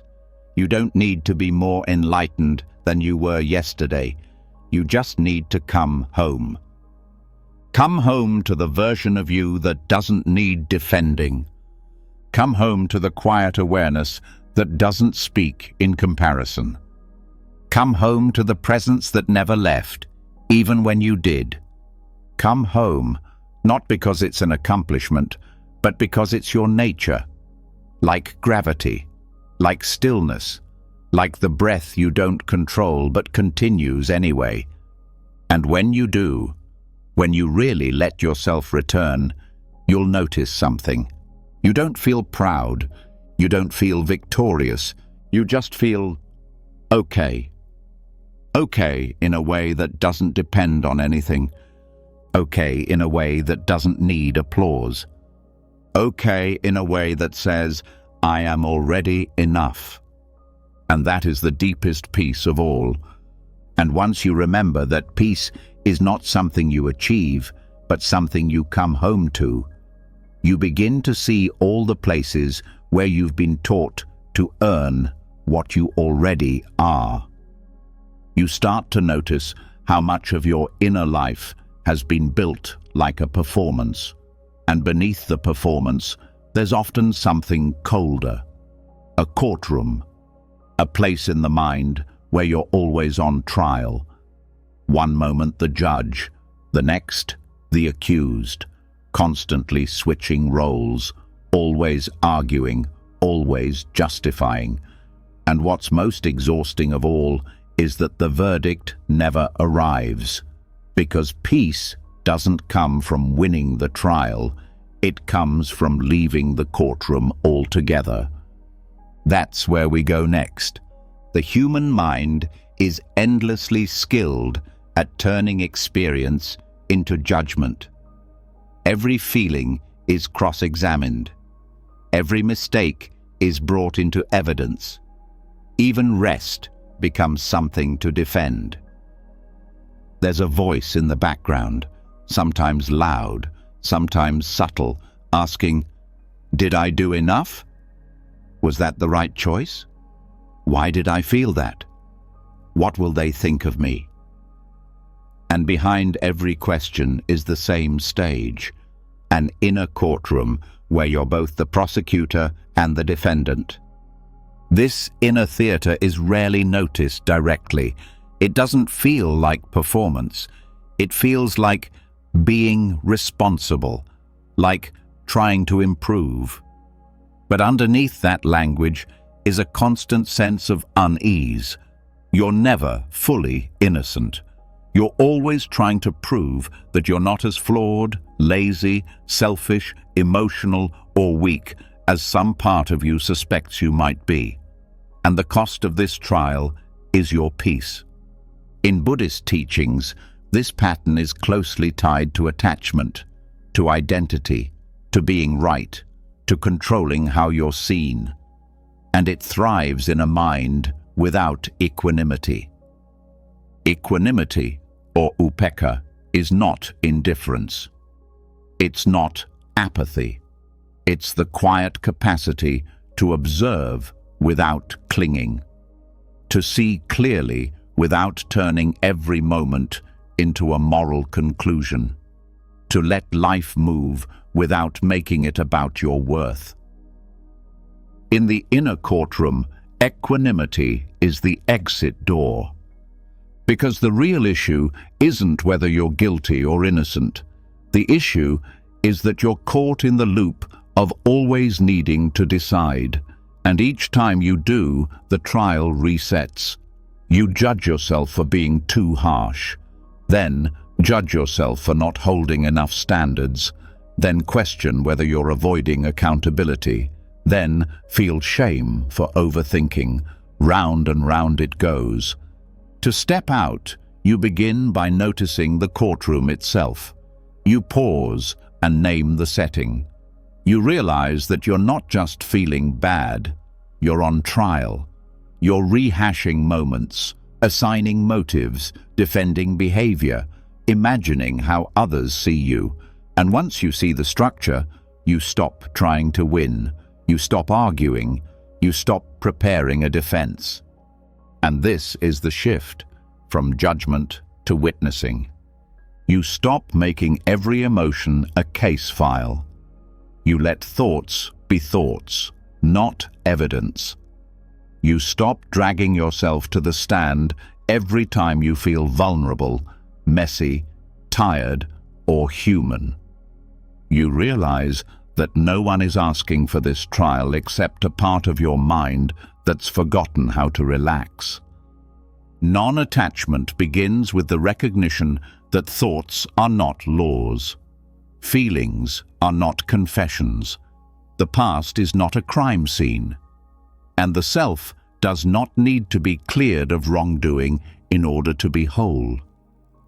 There's deep fear in letting go of this process because it's become your way of staying in control. But the truth is, there is no peace inside the courtroom. Even when you win the argument, the judge is still watching. The silence is never safe. There's always another mistake waiting to be reviewed, another moment to dissect, another feeling to cross-examine. You may try to silence the judge with affirmations, or soften the prosecution with explanations. But these are just new roles in the same play. The only true freedom is to walk out entirely, to no longer identify with either role, to say, I am not the one who must prove. I am not the one who must decide. This is where equanimity becomes your path. You begin to treat your internal reactions as weather, not judgments, not truths, just experiences passing through. You don't deny discomfort, but you don't put it on trial either. You don't shame yourself for slipping. You don't perform virtue to earn rest. You just sit with what's here, letting it be ungraded, letting it breathe.